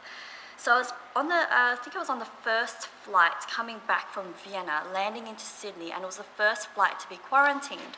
So I had to go to a hotel for 2 or so weeks, and a couple of days later, Jonathan Craig gives me a call and says, oh, I think we need to develop a international core outcome set for COVID-19. So that's what I spent my time in isolation doing, 24/7 pretty much to kickstart this project. So I'd also like to acknowledge the Global Steering Committee, which is part of this project, and to highlight that it was a multidisciplinary group, including people from, including intensivists, infectious disease specialists, cardiologists, and so on. But also we did have around, I think, 3 members were people who had COVID-19. So they were involved in the project right from the beginning. So just a quote here from a patient who said, most researchers in COVID-19 are focused on the viral load, but what matters most to patients may not just be the viral load. There might be other outcomes that are important to them as well. So the aim of the COVID-19 COS project was to establish core outcomes as well as core outcome measures for trials in people with suspected or confirmed COVID-19. And around September 2020, we looked at the number of trials that were registered with the WHO registry, and there were already over 5,600 trials when they're several months into the pandemic. To define core outcomes, so core outcomes are basically a list of a minimum set of outcomes that should be reported as a minimum in all research studies or clinical trials for a specific medical or health condition. So in this case, COVID-19. And this is based on their importance to all stakeholders, including patients, caregivers, in this case, members of the general public, as well as health professionals and researchers. So just to go over some of the reasons for why we need core outcomes. And this is relevant not only to COVID-19, but across all medical specialties as well. And I think probably the longest established core outcome set initiative would be OMERACT. Some of you may have heard of OMERACT. So they've spent decades developing core outcome sets for different rheumatological conditions. And about 5 or 6 years ago, we established a core outcome set initiative for chronic kidney disease. So just to cover in general the problems, trials that don't address problems that are relevant to end users, particularly the patients, the caregivers or consumers of research, cannot inform shared decision making. And at this time we did a preliminary systematic review of trials in COVID-19, and of the 182 trials that were included in that review, death was reported in less than half of the trials. And if you look at all the outcomes, only 13 were patient-reported outcomes. So patient-reported outcomes are those that reflect how patients feel and function. So this might include, fatigue, quality of life, pain, and so on. And these were reported in less than 10% of the trials. This is a table showing the outcomes in order of frequency. The most commonly reported outcome across the trials were hospitalisation, which is still reported in less than half the trials, death, viral load, adverse events, haematological outcomes, and mechanical ventilation. So patient-reported outcomes such as cough and dyspnea were reported in less than 10% of trials. And then without common outcomes and also common outcome measures, it's very difficult to compare the effective interventions across the trials. So there were 41 different outcome domains, and around 2,000 different outcome measures were used to measure these outcomes. Just as an example, mortality was reported in many different ways, and all-cause mortality within 30 days, in-hospital mortality, mortality at 14 days, and so on. So you can see it makes it very difficult to compare the results. So then we wanted to embark on this project to develop the core outcome set for COVID-19, and we looked at what other sort of similar initiatives had already commenced. So the WHO and two other ones that were based in China, they were developing core outcome sets for COVID-19, and this table just compares the initiatives that were ongoing compared with the COVID-19 cause project that we started up. So just looking at geography, the WHO one was international and the other two were kind of focused on the China region population. It was patients treated in hospital for confirmed or suspected COVID-19. The stakeholders included in the previous projects included health professionals, funders, researchers, policymakers. Only one of them included patients and the public. In terms of the number of people involved, so it ranged from around 70 to 135, with participants from 1 to 25 countries. So, compared with the international project where we involved almost 10,000 participants from more than 100 countries. The process was it was quite similar for some of them. So the WHO had looked at the trial registry and had held an expert meeting. The other two did a literature review, a Delphi survey, and held an expert meeting.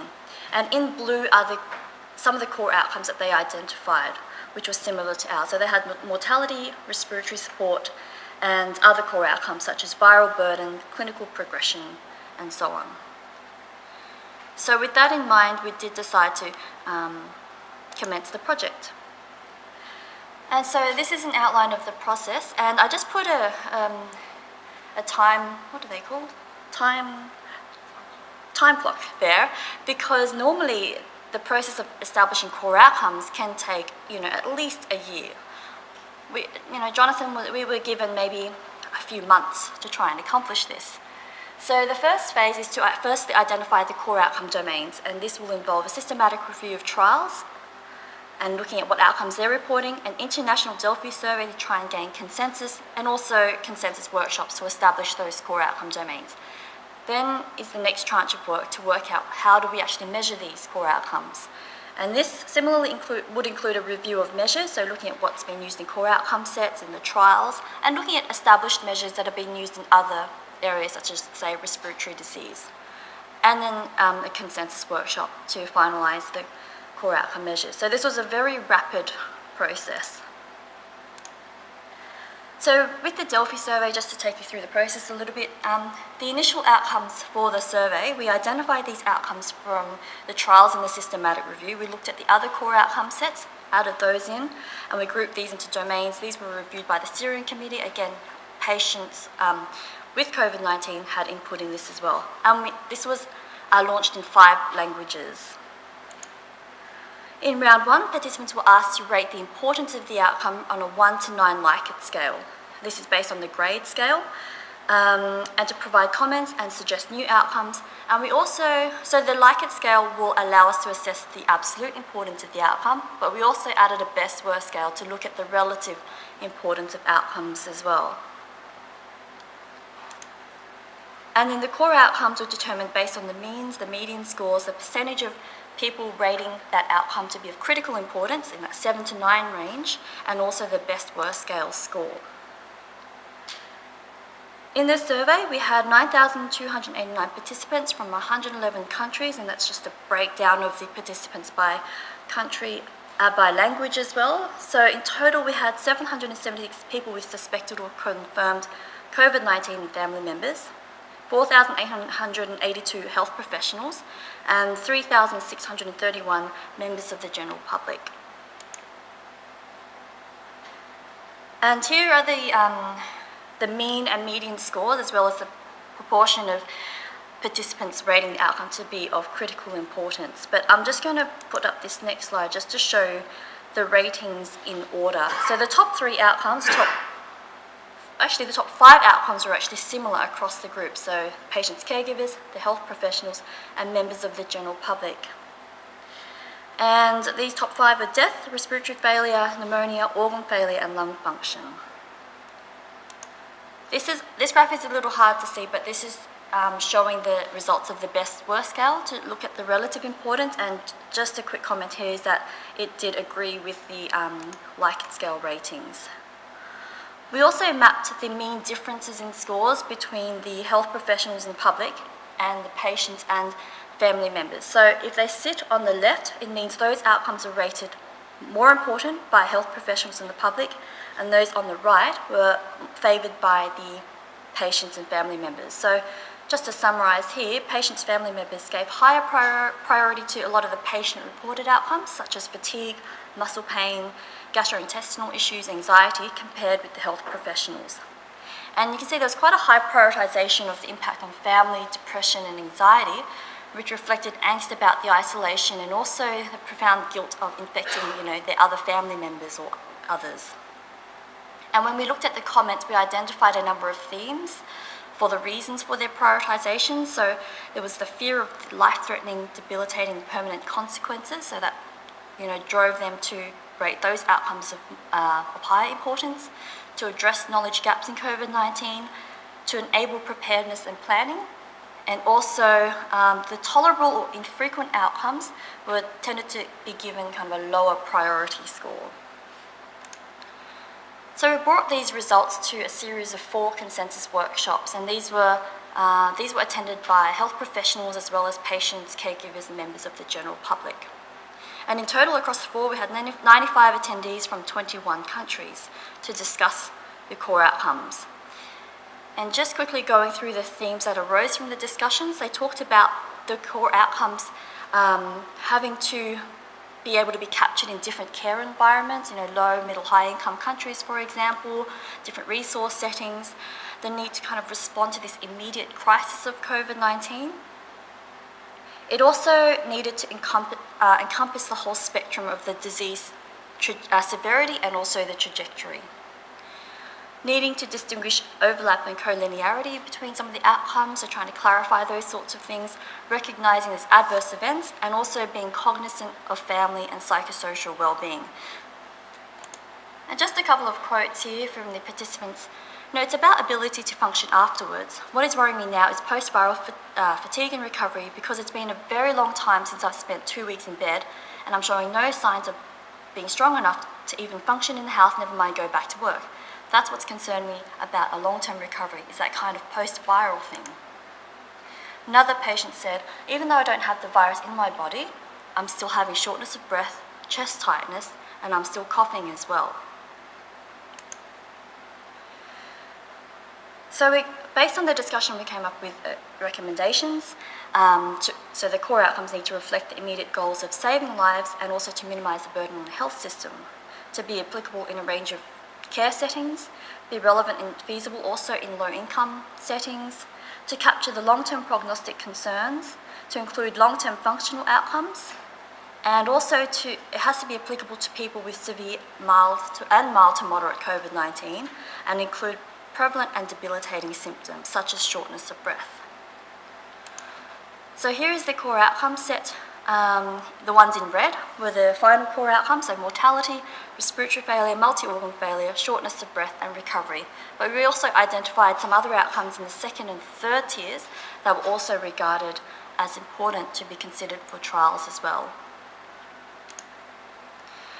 And now looking at the core outcome measures, so for this lot of work we looked at measures that have been used in COVID-19 as well as in other relevant areas, and held a multi-stakeholder consensus workshop. So with respiratory failure, this was determined to be based on the WHO progression scale, which they developed for COVID-19, because it was seen to be simple and pragmatic, objective, consistent and broadly applicable. The multi-organ failure, the SOFA score was decided upon to be the core outcome measure for this, because it's routinely used in research and clinical practice. It was developed and validated in the ICU, and it also would be kind of easy to collect data from electronic medical records. Shortness of breath, so we had 2 patient-reported outcomes. So shortness of breath, we decided on the MMRC. There was an existing scale with some minor adaptations to this outcome measure. And recovery was a newly developed measure, and there was actually, if you look at the trials in COVID-19, only one trial used a patient-reported outcome to get a sense of recovery. So they reported this as days to self-reported recovery through a phone interview. So there weren't actually any measures for recovery. So we developed this again in partnership with patients, and this was the final measure here. So short and simple, so that it could be implemented in trials readily. But also with a content validity, so it reflects the aspects of recovery that's actually important to patients. And in particular, this is one that's been sort of taken into, there's some new work being done by the WHO. They're looking at core outcome set for long COVID, and I believe they will be integrating the recovery measure.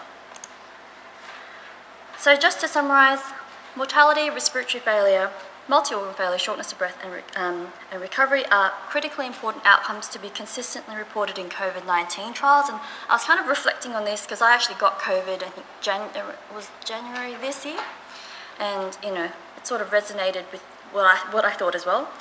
And implementing this may strengthen the value of trials for informing shared decision-making about the care and management of people with suspected and confirmed COVID-19.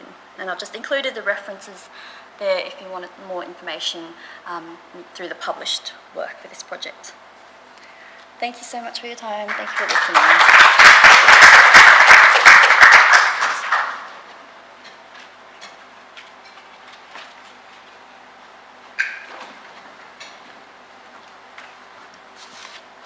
Well, thank you very much, Alison. We're going to take questions at the end, so just start thinking about some of the issues that Alison's raised. I think it's a very important method that I'm starting to understand that Alison has applied to this, and I think we've got a lot to learn in lots of areas from that methodology as well. So thank you for that. Our next speaker is Ray Marnie. Ray is a Professor of Aboriginal and Torres Strait Islander Health, and is the Discipline Lead for Population Health. I spoke to Ray when he was in Brisbane. You were at CSIRO at the time. I think that was a few months ago. And he's a descendant of the Bijara people of central West Queensland. And he joins us today. He's going to talk about relationships before partnerships. So thanks very much, Ray. Thanks. It feels like about 6 months ago when we had that call. And it seemed like a long way away, September, back then when I was still in Brisbane. I have got a bit of a cough. I did a rat this morning, so I'm pretty sure I'm okay. But it's been a month or two since I've done a rat, so let's hope I did it right. So after hearing that talk, I'm a bit worried. So yeah, I'm going to talk about a few things this afternoon. Let's just get this right.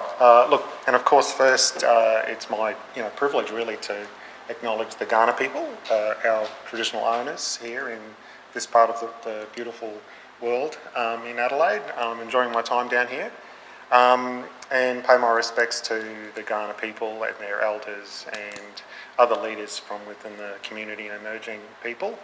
And something, we always, I myself and some of my team always like to remind us, and let's not forget that our people have been here for over 60,000 years. And as such, we're the first educators, the first scientists, the first researchers.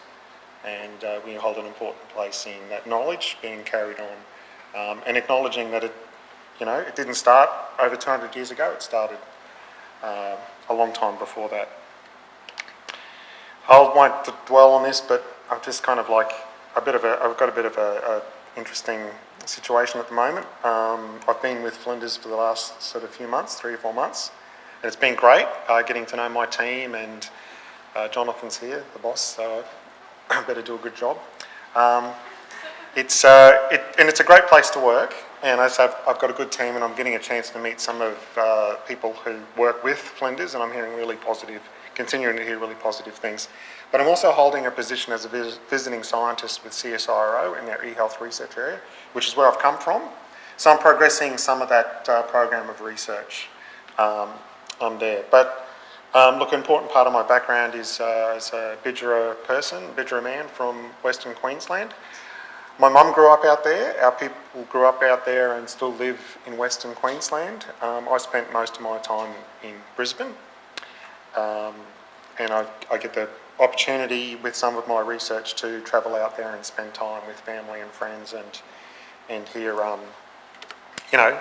catch up with cousins and what have you. So it's a great honour and privilege of the sort of work I'm in to work with my people. So I'm just going to touch on a few things today. I want to spend most of my time talking around, what I've titled the presentation, Relationships Before Partnerships, but I'm going to kind of tell a bit of a story to get us there, I hope, and use a case study. There's one or two people here who might have heard a little bit of the case study today at lunchtime, but I'm not going to, the talk isn't about that. We're at Q&A at the end, as you said, Peter. All right. Look, the title, I kind of got the title of that slide wrong, but I really want to spend a few minutes talking about this first. This is very important. It's even more important today to spend a little bit of time talking about this and how, just sort of get us to a position around research with our people. And I should say colonisation and past policies of assimilation, when I was putting that together. And look, what I've got there on the slide is copies of two certificates of exemption, just to sort of remind us of kind of the short history that we've had to navigate as Aboriginal people in this country.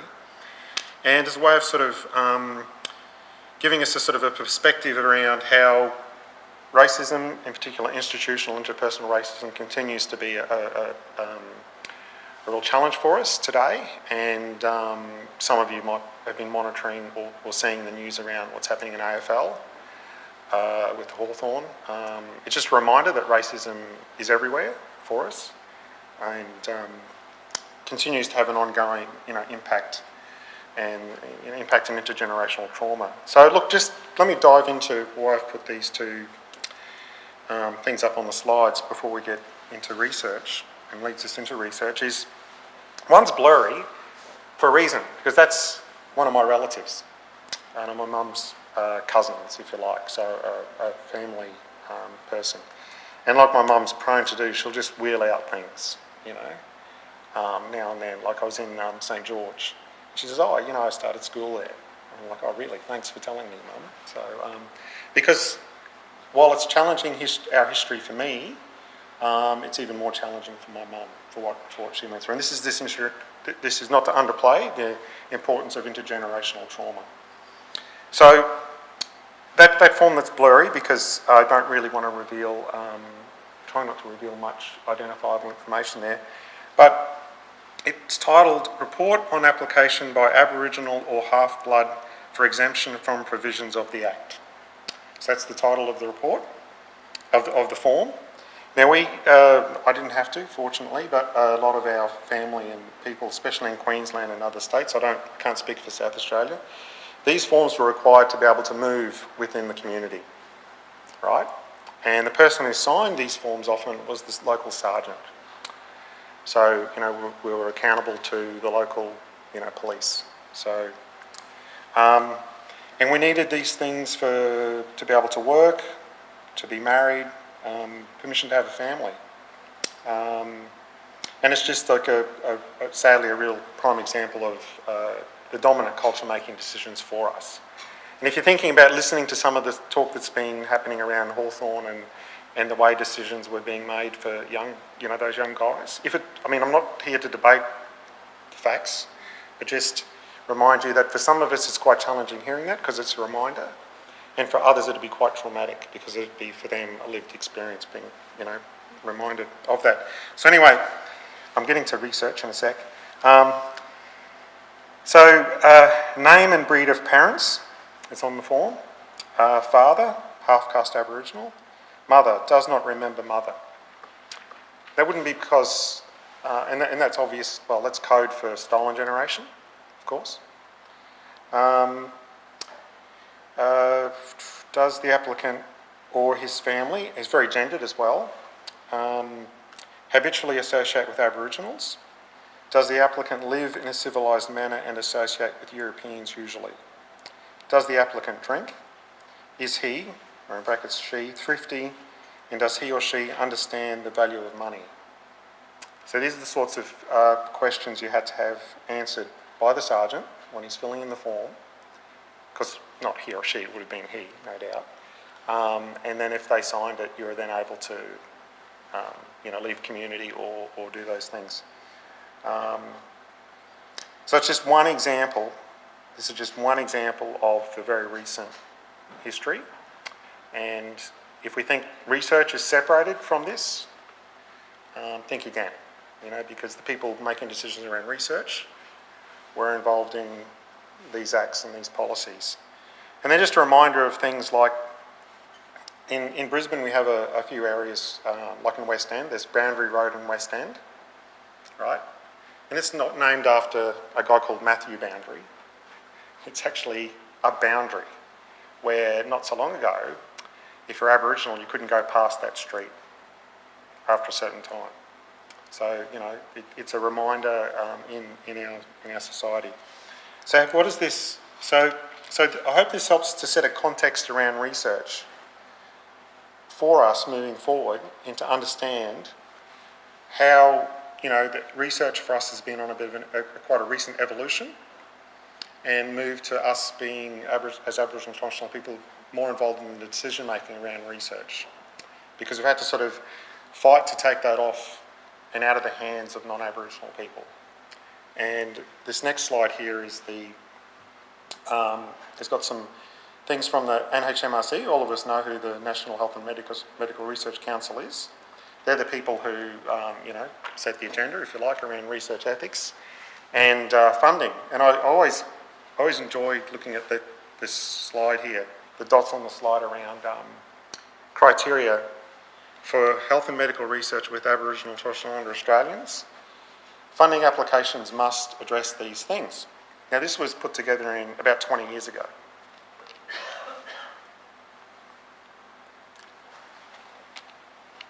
So I'm not saying all research before 20 years ago wasn't undertaken to look into identified need, but they had to put it in the criteria. That if you're doing research on Aboriginal people, it has to be on identified need. Action orientated, and maybe you should try include it in consultation when you're researching on Aboriginal people 20 years ago. So those forms, like that form from my relative, was sort of 50s, 60s. So it's a very short history that we're dealing with in the research space. MJA did a bit of a deep dive about 10 years ago. And they found, not surprising to some of us, that the type of research that was being published wasn't really sort of research that was going to improve the health and well-being of our people. So observational research was the core, was the foundation. And observational research is, just counting us and counting how many people have died, not taking on the challenge of designing and developing interventions that is actually going to help us. Because getting back to the policies were structured around the expectation that we were going to die out. So research reflected that. But also, of course, the white institutions, Eurocentric institutions that held and drove research, also denied the existence of many aspects of our society. But in health space, like even the MJA eventually cottoned on to the fact that maybe research could be done in a better way to support and improve our health.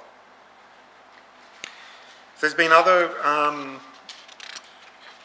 progress, thankfully, around guidelines and assistance to help us do better research. This was put together, led by some South Australian people, and it not long after this came the South Australian Aboriginal Health Accord, which has, key values around research in it as well. So again, we're getting back to determined by community, partnership, rigour, and those very important values.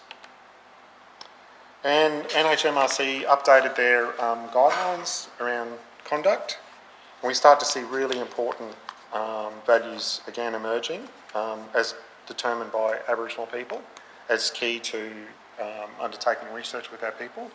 Respect, reciprocity, equity, and those things are, fundamental and core to us. And some of you, going, well, that's, what I know now, which is fantastic. And AATSIS, they've also produced some really valuable resources to support our research, and that covers all, well, it doesn't cover, but it's not specific to health. Okay, so as health researchers, very worthwhile looking in and seeing what AATSIS has done. Closely aligns with the NHMRC guidelines, and those of us behind the scenes are sort of working on how best to, bring them, more aligned. But there's definitely no shortage of guidelines and values and different things for us as researchers. So jumping from the history to a case study, and I'll lead us to talking about relationships before partnerships as an outcome of this, as a way to help us navigate and do sort of rigorous, community-driven and community-valued research. So just to sort of digress for a second, this particular project started a few years ago, where I was leading a small team to work closely with the Queensland Aboriginal Islander Health Council, which is the Aboriginal Health Council South Australia equivalent, working very closely with them, and they represent about 26 Aboriginal community-controlled health services in Queensland. Worked closely with them to co-design the actual recruitment in the whole project, and worked closely with a number of health services who were interested in this work, and we had to sort of maintain that sort of strong sort of relationship building with those services. And what we looked at with the services was how could we improve the management of hypertension, because I've done a fair bit of research in cardiovascular disease, and hypertension is a significant risk factor for our people. Incidence of it's very high, and of course with CVD. So we used a platform that has a smartphone and a clinic portal. It's been clinically validated, and it's a really good form of virtual care. So with this particular project, it wasn't about going to the Aboriginal health sector and saying, look, I've got this kooky idea, let's try this out on you. It's going, well, actually, we've done the tech, we know it works in certain settings. How are we going to best adapt it to fit into your model of care? It wasn't about telling them that they're doing not a good job, but it's how can something like this support what you're doing to make it, best chance for our people. So that's an important approach, because all too often people, show up and wanting to use Aboriginal health services and our people as, guinea pigs for new trials. So we learnt some really valuable things from the scoping study, and which I won't dive into, because this isn't all about this, it's more about the process. We made a commitment. We went to about four or five health services across the state, one up in Mornington Island, in Cairns, and in Hervey Bay, and the commitment was we would return to share the findings with them, right? So it wasn't about us at CSIRO just, getting the information and then just producing a report. We co-authored the report with Quake. Their comms team put it together. We kind of helped them with the structure and the content, and they published it on their website, not on the CSIRO website, on theirs. So they had ownership. And I presented at the members' meeting, which they have every year with CEOs and chairs. And that went really well. Capacity building, and some of you, I don't know if anyone, Andrew was here last week presenting at Population Health Congress. He started his PhD with me and had a Heart Foundation scholarship and a CSIRO top-up. to sort of translate this into a feasibility trial, which is underway. And two of the services who were part of the scoping said after three of them spoke to me after the members' meeting, said, hey, look, we're happy with what you did. How do we take the next step? And importantly, we followed local research protocols, right? It wasn't a research project at the start because co-designing, in my opinion, with community can't start with asking someone to complete a consent form for a research project that you've already designed the protocol for. That's not co-design. So we worked with them and worked through that, and so we're able to, and part of those local research protocols were important to understand because Queensland doesn't have HREC like you have here in the South Australian Aboriginal Health Service. There's no HREC. So health services work closely with the hospital HRECs to develop protocols. I won't talk about this, but just to say that while we focused on that project, primarily we also looked at some of the structural things that might need to be impacted and improved to be able to sort of create an environment where culturally safe e-health and m-health can be used and utilised by our people in our services. So we established a collaboration with other people to give us guidance, and we've published a paper where we're developing a protocol so that our learnings and partnering with other people can be used. How much longer? You're nodding? Is that finished? Sorry? 5 minutes. Okay, good timing. So this leads me to relationships before partnerships. So it's not like something we sort of woke up the other day and thought this is, really good. We obviously looked at the other guidelines and protocols and guidance and looked at our particular work and reflected on that. So it's still in development, our relationships before partnerships. But I think you'll find much of it aligns with some of the other guidelines and policies I've shown you. So we approach a relationship, and purpose is critical. So what is the purpose of the investigation or the discipline? What's the purpose of the project you're doing? And understanding to work with the community that that there's a shared equal understanding of the purpose, and ensuring that your partners understand what that purpose is can be a challenge, but the onus is on you to work out and to make sure that you're communicating the purpose and the building of the relationship on equal footing with your partner, because often we go in as the experts, with our particular agenda, and it can be challenging to navigate that the actual partners completely understand what you're talking about as well. Relationship with people. Okay, so I guess for me, with that particular project and some of the other many of the other projects, I'm working closely with community. Now, I just don't show up at a community and expect people to talk to me. I'll be chased out. I go onto community when I'm invited on community, okay, by someone from that community. Now, that may not always be the person you're going to end up collaborating closely with. You need to understand who the gatekeepers are, who the power brokers are, but it's important that you have a really good relationship with the people and different people in that setting. Country, you need to know whose country you're working on. What are the dynamics of that country, who the people are, what the setting is you're going to work in. And lastly, accountability.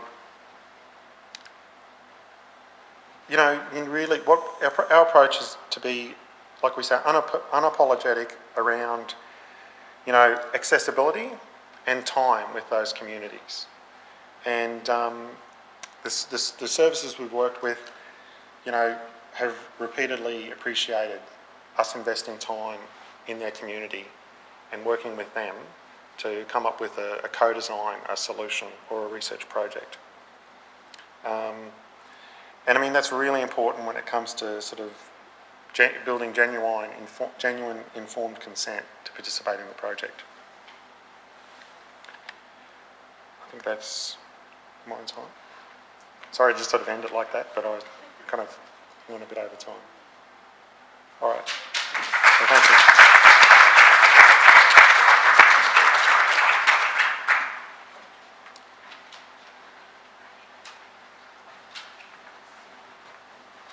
Thank you, Ray, for reminding us about the importance of relationships and certainly some powerful messages regarding the cultural impact that our research does for all of us as joint owners of the idea of research. Certainly, Ray added to the concept of that Louise introduced also about the positive outcomes of research being reflected on people. And we're going to move forward on that with Monique Barron, who's going to join us now, who's a consumer representative in the lymphedema advisory group. She's described as a powerhouse in that area. 13 years ago described now, and 13 years ago was diagnosed with cancer. Like many who endure cancer treatment, she was left with lymphedema, and her symptoms were severe enough to affect her career. Realising that South Australia was the only state without a compression garment subsidy scheme and limited public clinics, Monique decided to right this wrong, and she began the presidency of the Lymphedema Association of South Australia, establishing connections with the Flinders Centre for the Innovation with Cancer and the Flinders Lymphedema Clinical Research Unit. Her advocacy and skills in this area bring us a lot of learnings, and we welcome her now.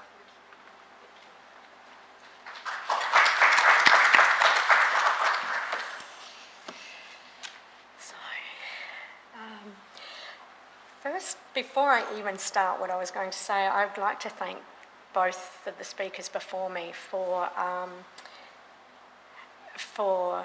highlighting actually many of the things that I wanted to talk about today as well. And I thought they would, and I was hoping you would, and you did. So some of the things that came out of Alison, your first talk, particularly around the methodology of how you did what you did, was music to my ears. Absolutely music to my ears. The whole concept of the patient being at the centre at the beginning, right through and at the end, is really the message that I want to reiterate today as well. And I just wanted to make a quick comment on a couple of points that you popped up there that were consumer quotes that I quickly jotted down. One was around what was measured and what was reported may not have been what was important to the patient. And that's actually one of the points I also wanted to say, that perhaps if you really do talk to patients a lot, you might find out, surprisingly, that what you think is important and what the patient thinks is important might not exactly be the same thing. So that was really good. I'd also like to just comment on the fact that when you were talking about what did come out in that core set with the COVID core set, it made me reflect on my time through that whole COVID process that we went through. And I did have this comment, I made this comment to quite a few friends, that what was coming out in conversation around COVID and long COVID, there were quite a lot of parallels to me in relation to what the patients were reporting and to what I was reporting as a cancer survivor. And I just wanted to make that comment that I guess it's not just about surviving, it's about life after surviving, and that's just an important point I think I'd like to make. But Ray, I also wanted to really make a comment about your methodology as well, and the parallels I saw in relation to building those very strong relationships with the participants, rather than just going in and thinking of them as participants and subjects, and making having a partnership with them. And that's also a lot of what I want to talk about, raise today. So, two fantastic, brilliant presentations. And also, now I'd like to begin, and I really would like to express my absolute deep gratitude for being invited here today to, in a meaningful way, contribute to Sep Research Week. Honestly, 10 years ago, I would not have dreamed in a million years that I would be here. And there's two very good reasons for that. One, 10 years ago, I was just coming out of my very gruelling cancer treatment journey, and cancer and its treatment had taken so much away from me physically and turned my life upside down that I absolutely had no concept of what my purpose was anymore, and I had no idea what lay ahead of me. In fact, all I could see around me was blackness. It's true, I went through quite a stage of depression, and I was experiencing post-traumatic stress. And in my way of trying to step out of that and rebuild some sort of a life for myself, I started involving myself in research as a patient participant. And what I saw 10 or so years ago and where we are standing here today is very, very different. 10 years ago, I couldn't have seen that I would still be here, quite frankly, but also 10 years ago, I don't think there would have been an opportunity like this for someone like me to actually give a presentation like this at a level like this. So I want to thank everybody for being here today, and also for everybody who has made this happen today. When I was asked about how I would actually, when I was speaking to speak today, I asked myself several questions. How can I make a positive contribution to Sep Research Week? What message do I really want to get across? And how can I use this time to plant a seed? Because if I'm not anything, I said it earlier today, I'm an opportunist. So I saw this very much as an opportunity for me to somehow plant a seed to make something happen, to start moving something forward in some way. And so in order to sort of find how I was going to do that, I first went back to those four fields of inquiry to look for where I could integrate my personal lived experience with those 4 fields of inquiry, to see if I could sort of find a hook. And I have to say, I read them through, and I was giving myself a lot of time to reflect and think about this, and I was delighted but then stressed to find that actually I could see an opportunity in absolutely every part of that for me to say something. And I thought, my gosh, I'm not going to be able to get through everything I want to say in 20 minutes.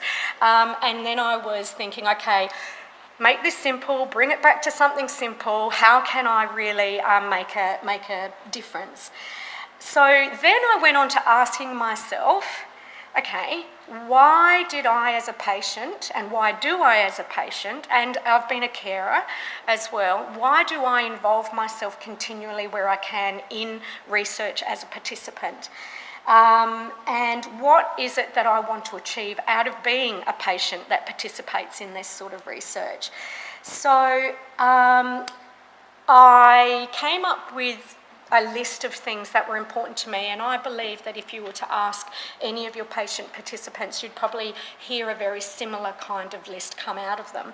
But for me, firstly, it was about, as I said, about stepping back into life and finding some purpose for myself. But it was much, much more than that. I truly understood that I was still alive because of the work that people and individuals like yourself have put in, because it was the treatment that flowed on from your research that has kept me here. And I carry that with me as a survivor every day, and I want to give back. That was the overriding initial feeling that I had. I need to somehow give back. The other part of it, straight away in my mind, came in around, well, I've lived this now, and I am living this, and I do not only see where there are gaps and where there are improvements, but I actually live those gaps, and I do have to work my way through areas where there can be improvement. So I have a unique perspective that I think I can bring to the table to help maybe point out some things that might not be obvious from where you're sitting. And because I'm the kind of person I am, when I see a problem, I want to fix it. And that comes through, I think, in the fact that I really have spent the best part of, well, a decade focusing on advocating for cancer survivors and very specifically lymphedema patients, not only cancer treatment-related lymphedema patients, but all lymphedema patients. So then I thought about, well, what am I trying to achieve? Well, I guess what I'm trying to achieve is that I hope my contribution will translate very concretely and definitively into better health outcomes for those people that are coming after me. And I really want to see direct improvements. So I really thought about that, and then the next step for me was because I'm thinking, okay, I'm not speaking to clinicians, I'm not speaking on an advocacy sort of forum here, which is what I spend a lot of my time doing. I'm speaking to researchers. So I thought, okay, compare in my mind my experience as a patient and as a carer, because I have been in both of those, and I've been a carer now right through to the palliative stage for a loved one who passed away only recently at a very young age from a brain tumour. So I've experienced that. And I've also got quite a lot of experience now and long-term experience of advocating for health and for a condition that is very overlooked. So I've got quite a lot of experience there. And what I saw in those two spheres of my life was, firstly in the cancer, I've seen and I'm experiencing the shift in the transformation in healthcare that patient-centred care models are really doing. And I saw that very, very strongly in the recent experience I had with my palliative care friend, where I as a carer was involved at every step of the decision-making process, being guided through all of that, finding what's the best way forward for myself and for my loved one. So I see that framework, that model of care in the clinical setting. And then as an advocate, I'm watching as now the consumer or patient or the person with the lived expert advice is not only desirable but is actually now almost mandatory at many levels of the decision-making process. And that's reflected in the fact that with all of the advocating I'm doing, I'm sitting on the Compression Garment Subsidy Scheme Advisory Group for South Australia with SA Health. And I sit at that table and my views are just as valued and just as given as much space as time as experts that are clinicians or policy makers or whatever.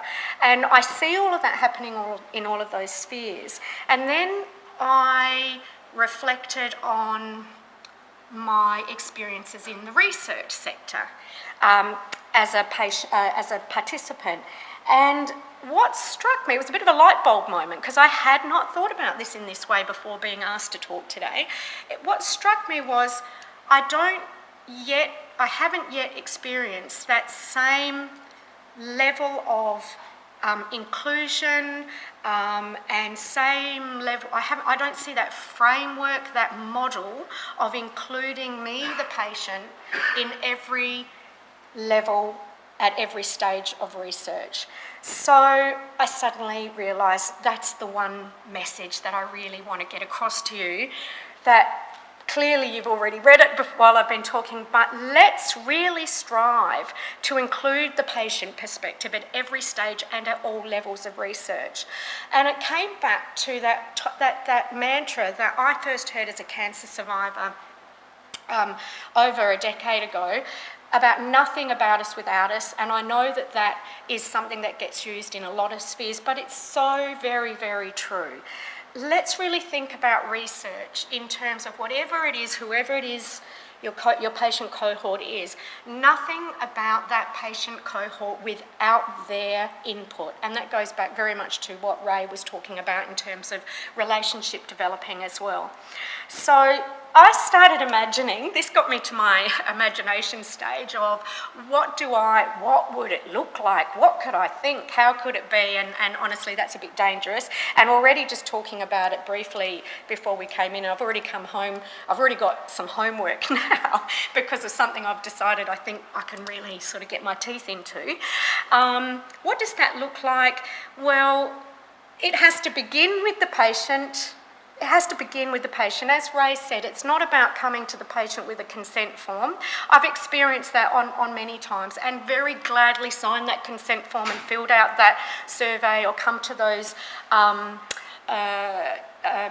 workshops or forums or whatever and given my perspective or been part of a clinical trial of something. I've done that, but it's what I have found when that's happened and when that happens is that, for example, with the survey, I find myself going through the survey and the heading of the research has obviously brought me in. I want to be part of this. I want to be part of that solution.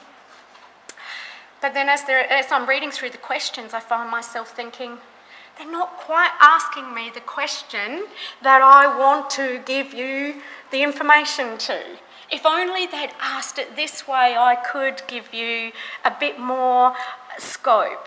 So I find myself time and time again a little bit frustrated, and then you get to that little bit at the bottom saying, have you got any other comments you'd like to write? And that's where I find myself wanting to write an essay about everything I really wouldn't want to get across to you about whatever this study was about. And quite honestly, I'm either too tired or whatever, so I might put a few dot points down, but I lament that you didn't get the best out of me because I just think if someone like me was involved that step before, I reckon we could have just fine-tuned those questions and got a lot more out and then moved this forward a lot further, a lot faster for our patients. So I did change what I was really going to talk about because I wanted to make it a little bit more personal. I think if I shift up, we go, oh no, if I shift it the other way, there we go. So I'm not going to actually spend the time that I was going to on this, but this is a little bit of what I have experienced over a decade of being a patient advocate and also obviously very much being involved in patient research studies and whatever. Firstly, awe, and I really want to make this point. The first thing I want to say is from the very, very bottom of my heart, I am in awe constantly of the work that researchers, individuals like you do. It amazes me. I really spend time trying to keep up with the research around the areas that involve me, and I'm constantly amazed around what is actually happening and the progress that is made. So when I talk about looking for needs, a need to find patient input. It's not because I think that I know more or that I don't think you know what you're doing. It's just that I know that I do know something different to what you might know purely because I am the patient and I am living with it 24/7. The other thing that I see are gaps. I see the gaps because I'm living the gaps. And when I see the gaps, my initial response is to always, and I said I wasn't going to go into it, but I am, I want to try and find a way to be part of the solution to fix that gap so that it's better for the next person. That's my driving force, and I think that's the driver for many patients as well. I see silos, and I won't go into that. That's certainly not just to do with medical research. I had a professional career before this in the public service, and oh my gosh, silos. But I see silos, and I see people working, but see, I've got this unique perspective. I talk to people from all over the place, and as I said, I'm an opportunist. So if I see someone, I don't care where you're from. If I think that that's somehow connected to what, and I can get an in, I will approach you and I will talk to you, right? But then I meet all these people and I think that person should know that, so should be talking to that, blah, blah, blah. And you know, just the other day, a researcher I was talking to said, "You know everyone," and I'm thinking, well, I don't. I just seem to know people that I think you should know. So my comment about silos is, if we can find a way to break those silos down, I think that would be a good thing. And I see successes. Clearly, it's linked back to awe. Successes all over the place. Sometimes not always the successes that I want to see, because my perspective is different, but lots and lots of successes. So the message I really wanted to share is that I believe research could greatly benefit from much more planned and coordinated patient involvement at every level, not just in the care and advocacy section, but in the research section too. So I'm just going, because I know I'm running out of time, so my last part of what I was thinking about was, well then, that's lovely to talk to you, but maybe what I should try and at least come with an idea of how I could see this perhaps happening in Saaland. Because I really, really do strongly think it's a really good way forward to be thinking. So the first thing I thought was, well, let's get people together and brainstorm it, because I brainstormed, and I thought, well, if I've brainstormed and come up with an idea, wouldn't it be amazing if a whole lot of other people brainstormed, amazing what ideas we could come up with. But my brainstorm came up with an idea that maybe Saaland could have a patient advisory group, for research patient advisory group. That was just what I thought, and that patient advisory group could come from a whole cohort of patients. It could be run a little bit more formally, and it could be there could be researchers and different people involved as well, and they could contribute to the planning and prioritising, because we would come forward with our ideas of our needs. They could contribute to the designing, the implementing, the monitoring and the review of the research that's happening as well. So that's that whole end-to-end process. So I'm just going to quickly finish. When I got to this stage, I found myself thinking, well, surely I didn't just come up with this like the first person that's come with this, and clearly I haven't. But I did a little bit of a search to see, well, is this happening anywhere else? And because I'm always, if we don't have to invent the wheel, let's come up with, let's use something that's already there. And I came across a place called the Patient-Centred Outcome Research Institute. I'm not going to talk too much about it, but I can tell you it's in America, and all I can say is that I've spent a day reading everything on their website and going through it, and guess what? They have a patient advisory group that sits there and... But anyway, I thought to myself, I would like one of them in Saaland. So, to conclude, just as patient-centred care models have developed and been adopted to better meet the needs of a more empowered patient community and have transferred the way clinical care is delivered, I see and experience more inclusive. I also see more inclusive consumer involvement in planning and decision making. In my advocacy work, I feel the next logical step for research would be to develop and adopt patient-centred outcome research models which would align more closely with the needs of health consumers, deliver outcomes which are more important to the patient. I also see that Saaland is well placed to take a lead in this, because already when I read through the 4 fields of inquiry, I see the values that underpin the notion of patient-centred outcome research. And plus, from my experience, there is a lot of goodwill within the researchers that I speak to have more engagement with patients.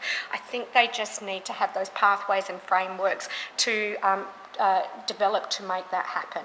So that's my message. And that's my last.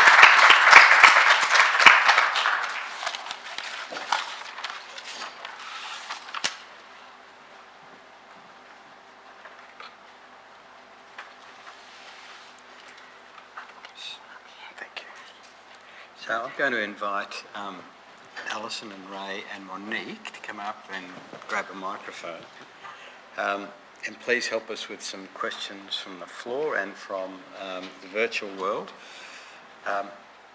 I was a little bit anxious as we went into this. I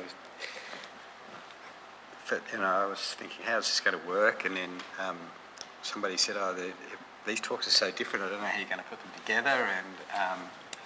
And I thought maybe I had an aura when we designed this session and it didn't quite work. But Monique, thank you. I think you did my job for me very nicely. So that's fantastic. I think from a perspective, I think there's some shared understanding in the room from very different places here. But I guess I've got a couple of things in mind. The first one would be: are we talking? When are we talking about patients and consumers, and when are we talking about community? Because I think that they've both got different voices, but they're important voices. And how do we, when do we do that, and how do we get the balance right with that? So I throw that out to everybody.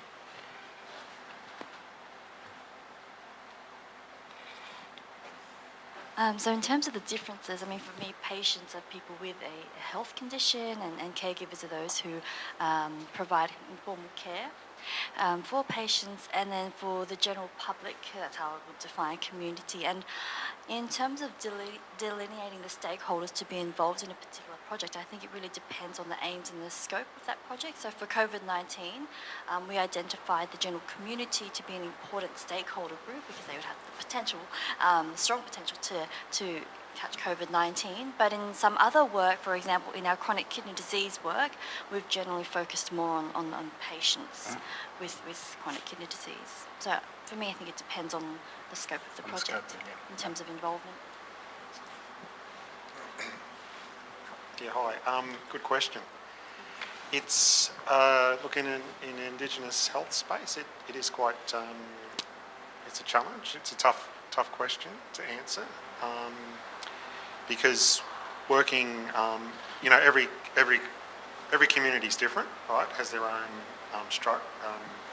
people and those things. So some of it does depend on, the question and the topic that you're investigating. But in many areas where I've been privileged to work, we work closely with the Aboriginal and Torres Strait Islander community controlled sector, and I know that isn't in every community. But in many of the communities I've worked, they're services that are run by the community, and the board is made up of community members, and they make the decisions.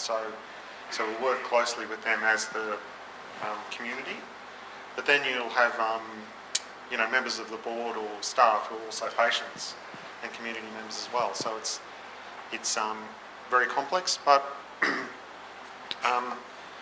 when we're working with service with the community representatives like that, we've got to be mindful not to sort of overstep our boundaries, in that if there's already a community structure in place, that we respect that structure and are guided by the people who have got the authority from the community to talk.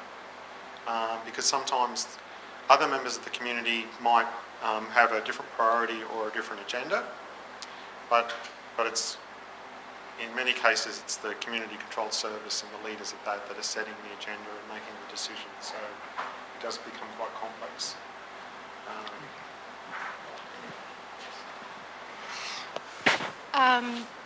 That's actually not something that I've given a great deal of thought about, so I'm glad I was last to have a moment to gather my thoughts and to hear your opinions. But I think in that short time I've come to a thought that I'm not sure if I see there being that much of a difference, because at the end of the day it comes down to relationship building and communication. So I just wonder whether, unless I might need more time to think about it, I just think with good relationship building and communication, those balances can be worked through. Thanks, Monique. Thank you all. Now I've got a question.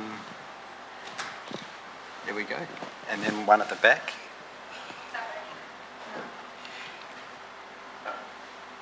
Thank you. Hi, thank you they were just wonderful presentations. My name's Nadia Corsini. I'm a researcher from UniSA, and I'm also chair of the Health Translation SA Consumer Engagement Action Group. And I was really interested, well, firstly, I've experienced the brokering that consumers do, bringing researchers together. I have formed relationships with other researchers as a result of consumers introducing me to someone else. So I'm so glad that you mentioned that. I think you have excellent skills in that regard.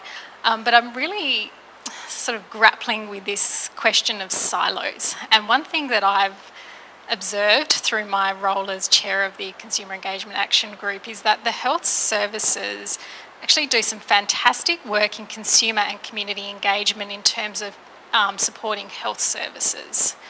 And then we have this ambition that we want to engage with consumers in health research translation. Those two missions are very closely aligned, improving health services and doing translational research to improve how we deliver health services. But the governance and structures for those two groups are completely different. Yes. So I meet people that say, oh, I do consumer engagement, but for health services, and we don't do research. That's another group. There's another group doing that, so maybe you should talk to them. And because I don't live that world, I think, why aren't those two, why aren't they one and the same? So I'm just wondering about your comments on that and whether you think, what are some solutions? How can we bring those two groups together so that we can bring the skills that we have in consumer engagement and advocacy that has worked so well in health services, and bring those skills into the research space so that we can do the same thing and achieve kind of better research translation outcomes. I hope that question makes sense. I'd be really interested in your thoughts. You've really hit on I think, the absolute, the nub of the problem. That's my thinking and from my experience. I'm not entirely sure where I have the answer to that. I'm glad, I just wanted to raise it and get us thinking about it and acknowledge that it is there. But when as I was saying, and I didn't want to spend time on it in my presentation, when I spent time reading that through the website of this, it's called PCORI.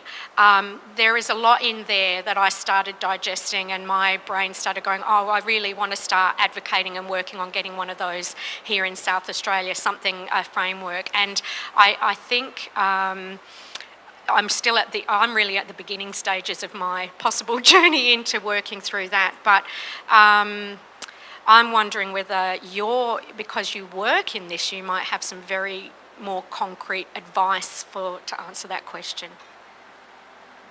So I suppose I mostly work in the context of research, but I'll give you an example of how we did try to sort of break down those silos in the context of identifying and implementing the core outcomes. So in trials, and it could also be relevant for clinical practice and also policy decision making as well. So in the work that we did with chronic kidney disease, when we went through that core outcome development process, we engaged and also involved with patients, caregivers, but also policymakers, regulators and funders in that conversation. So there was buy-in from them as well. So we had international workshops where we had representatives from the NIH, the FDA, the CMS, so they kind of heard about the core outcomes so they could already start thinking about implementing it in health services, in practice and funding decisions as well. So that's one example. I can see that is a really good way to start with getting the policy and decision makers in at the discussion at the beginning. Very good. I think, Justine, got a question.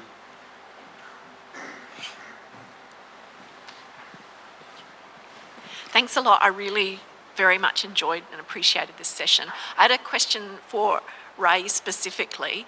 I just wondered if you could talk a little bit about today how communities can, Aboriginal and Torres Strait Islander communities can identify and bring to the fore issues that they want to have researched, and what are the mechanisms available for them to bring or sort of raise those and forward those issues rather than the researchers coming to them?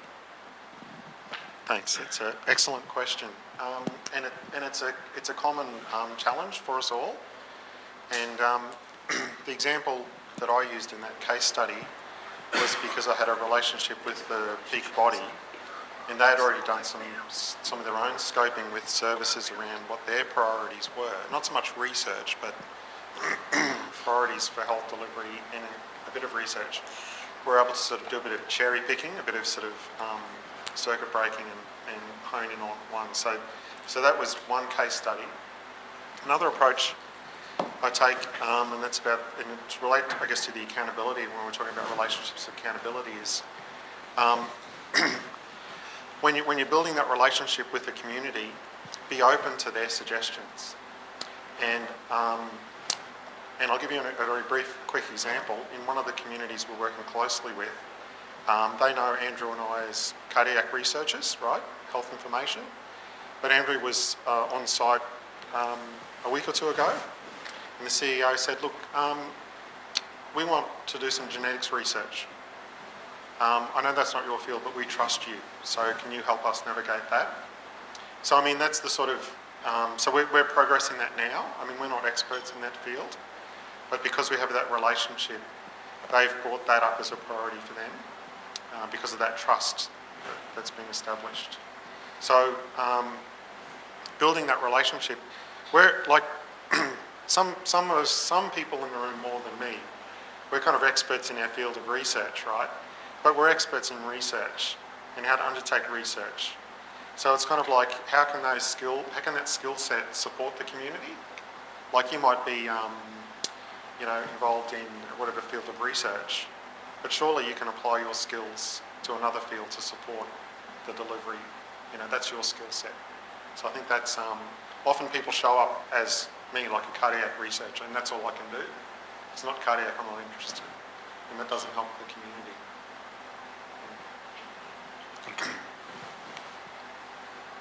Thanks. My name's Kelly Loeffler. I'm a researcher at Flinders Uni.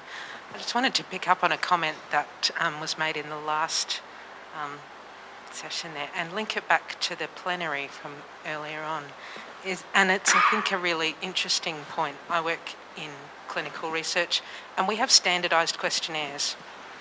This is the wording and the format of this questionnaire. It's been the same for 20 years. If you want to get it published, you have to stick to the format. But we know it doesn't collect everything that we want to know or that you want to tell us. And if you follow the paper trail back, you're probably going to find that it was research originally done 20, 30, 40 years ago by a group of middle-aged, middle-class white men on a group of middle-aged, middle-class white men. And that group might have been quite small, actually, originally. So we know that we're working with limited tools, and we really love it when you fill in that box at the end of the questionnaire that says, what else do you want to tell us? Because that gives us the tools to then instigate new projects. And so that's what I just wanted to comment on that more than a question, but those comments at the end of questionnaires are fantastic for giving us new ideas of what we should be asking. Thank you. Ray, I've got a question online for you. This is regarding your hypertension scoping study. Now, QIHC, Queensland Aboriginal and Islander Health Council. Yes. Thank you. Did that hosting make it culturally safer and easier to build relationships? Did the hosting by the QIHC make it easier to build and safer to build your relationships? Yeah, so it certainly does because, sorry, I'm just conscious of my coughing. And I did have a rat up in mine every weekend this morning. So their role is the peak body representing all of the community-controlled health services. And there's one in each state. So, in my relationship working with Quake, it's about respecting their position as the voice for community when it comes to health. So certainly, if they had said up front, look, Ray, you're dreaming, mate. Like, we're not interested in this stuff. Go back. You're a scientist. Go back to Cyro. Fine. That would have been eventually the pathway. Although I would have come back with more things. So we're kind of we're in their hands about building that relationship that's culturally safe. They have their own services, have their own model of care that supports our people. So, and their board is made up of CEOs and chairs of boards from their services across the state, so they're very much driven by community as that, representative group, so guided by them. And being Aboriginal and having experience in the field did help. So, very good. Jonathan Craig, Flinders University. It's more of a comment than a question, but I have to say that I feel so privileged having sat through 3 inspirational talks, and in particular, the things that have struck me are the way that, in particular, you, Ray, and Monique are able to navigate what is very complex, but actually come up with a very constructive suggestions about what we can do better.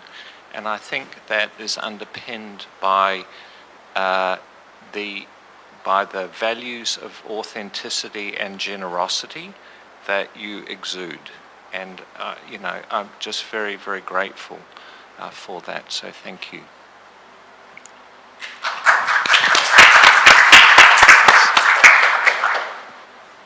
Hi, I'm Thomi. I'm the Manager of Consumer and Community Engagement in Sarlan, and I'm really inspired by all 3 of the presentations today. And, Monique, you getting up there and saying, the nothing about us without us is really sort of one of the things that we really love to embed in Sarlan. And, that idea of a, consumer advisory group is something that, we would absolutely love to explore further, and let's connect after. But yeah, you were speaking my language up there, and so really very passionate about making sure that we have consumers embedded across all levels, and making sure that they inform, are involved, and are implementing that research to practice. So thank you so much. Okay, another question, comments? Hi, Jackie Stevens, lecturer at the Flinders University. In a former life, pre-PhD, I was a consumer on a consumer advisory board at the Women's and Children's Hospital Network, and was chair for a number of years of that committee.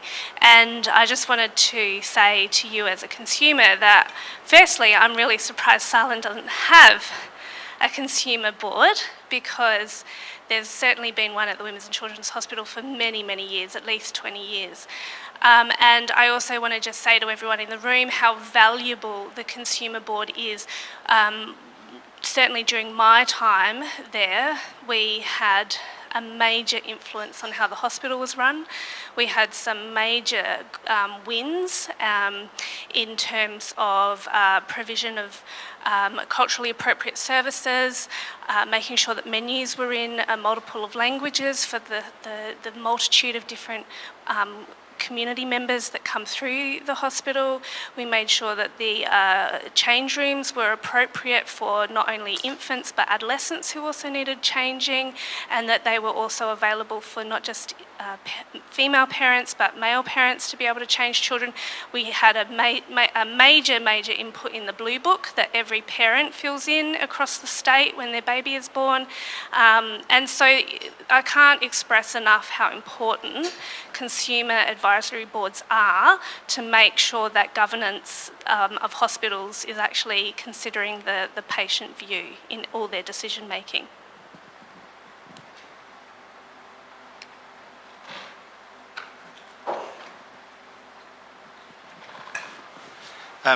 My name's Peter King. I'm the co-chair of the Partnering with Consumers Advisory Board in Sarlan. And I would say to the points that you've made is that we probably have got that and more. It is exciting to know that the developments we are now moving on are not only, I'm a member of the board subcommittee across the whole of the board, and one of the things that we're really pleased to be involved through the Flinders Foundation and the work with the Sarlan itself is that of the 4 pillars of the Sarlan key strategic areas of consumers, research, clinical excellence, etc. the two missing points up until earlier was the connection between research and the consumers. And so through probably last year, it was the first year that we, as consumers, were connected with as a partner within Research Week. And as a result of that, through the work of the Flinders Foundation, thanks Ross, and that to the work that was done, last year there were specific purpose consumer impact grants across Saaland that were initiated in the feedback of looking at particular grants. And also as we move forward, I'm really pleased to say that the selection for all of those $1 million grants that are going forward, there will be this year a particular emphasis on the impact on consumers and the involvement of consumers in the generation of that grant application. So can't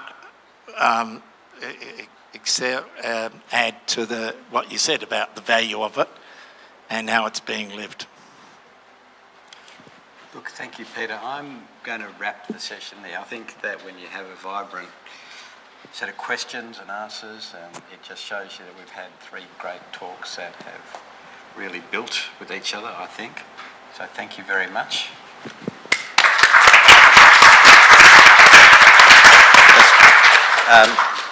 Thank you. Fantastic, and thank you for coming across so much, Alison. Just as we finish up, I think there is a small reception to follow. Is that correct?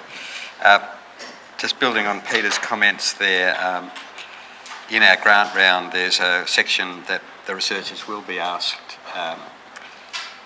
it'll be part of our process around consumer engagement. Please outline what consumer engagement has occurred or is planned to occur. What's the consumer impact of this grant? How have consumers informed the research proposal? How are or will consumers be involved in the project? And how will consumers be involved in implementing translating research? We can do better, but we're on the road, and I'm hoping that we can keep moving forwards with that. So thank you for staying with us. It's been a fantastic session, really great afternoon, and please join us out in the foyer.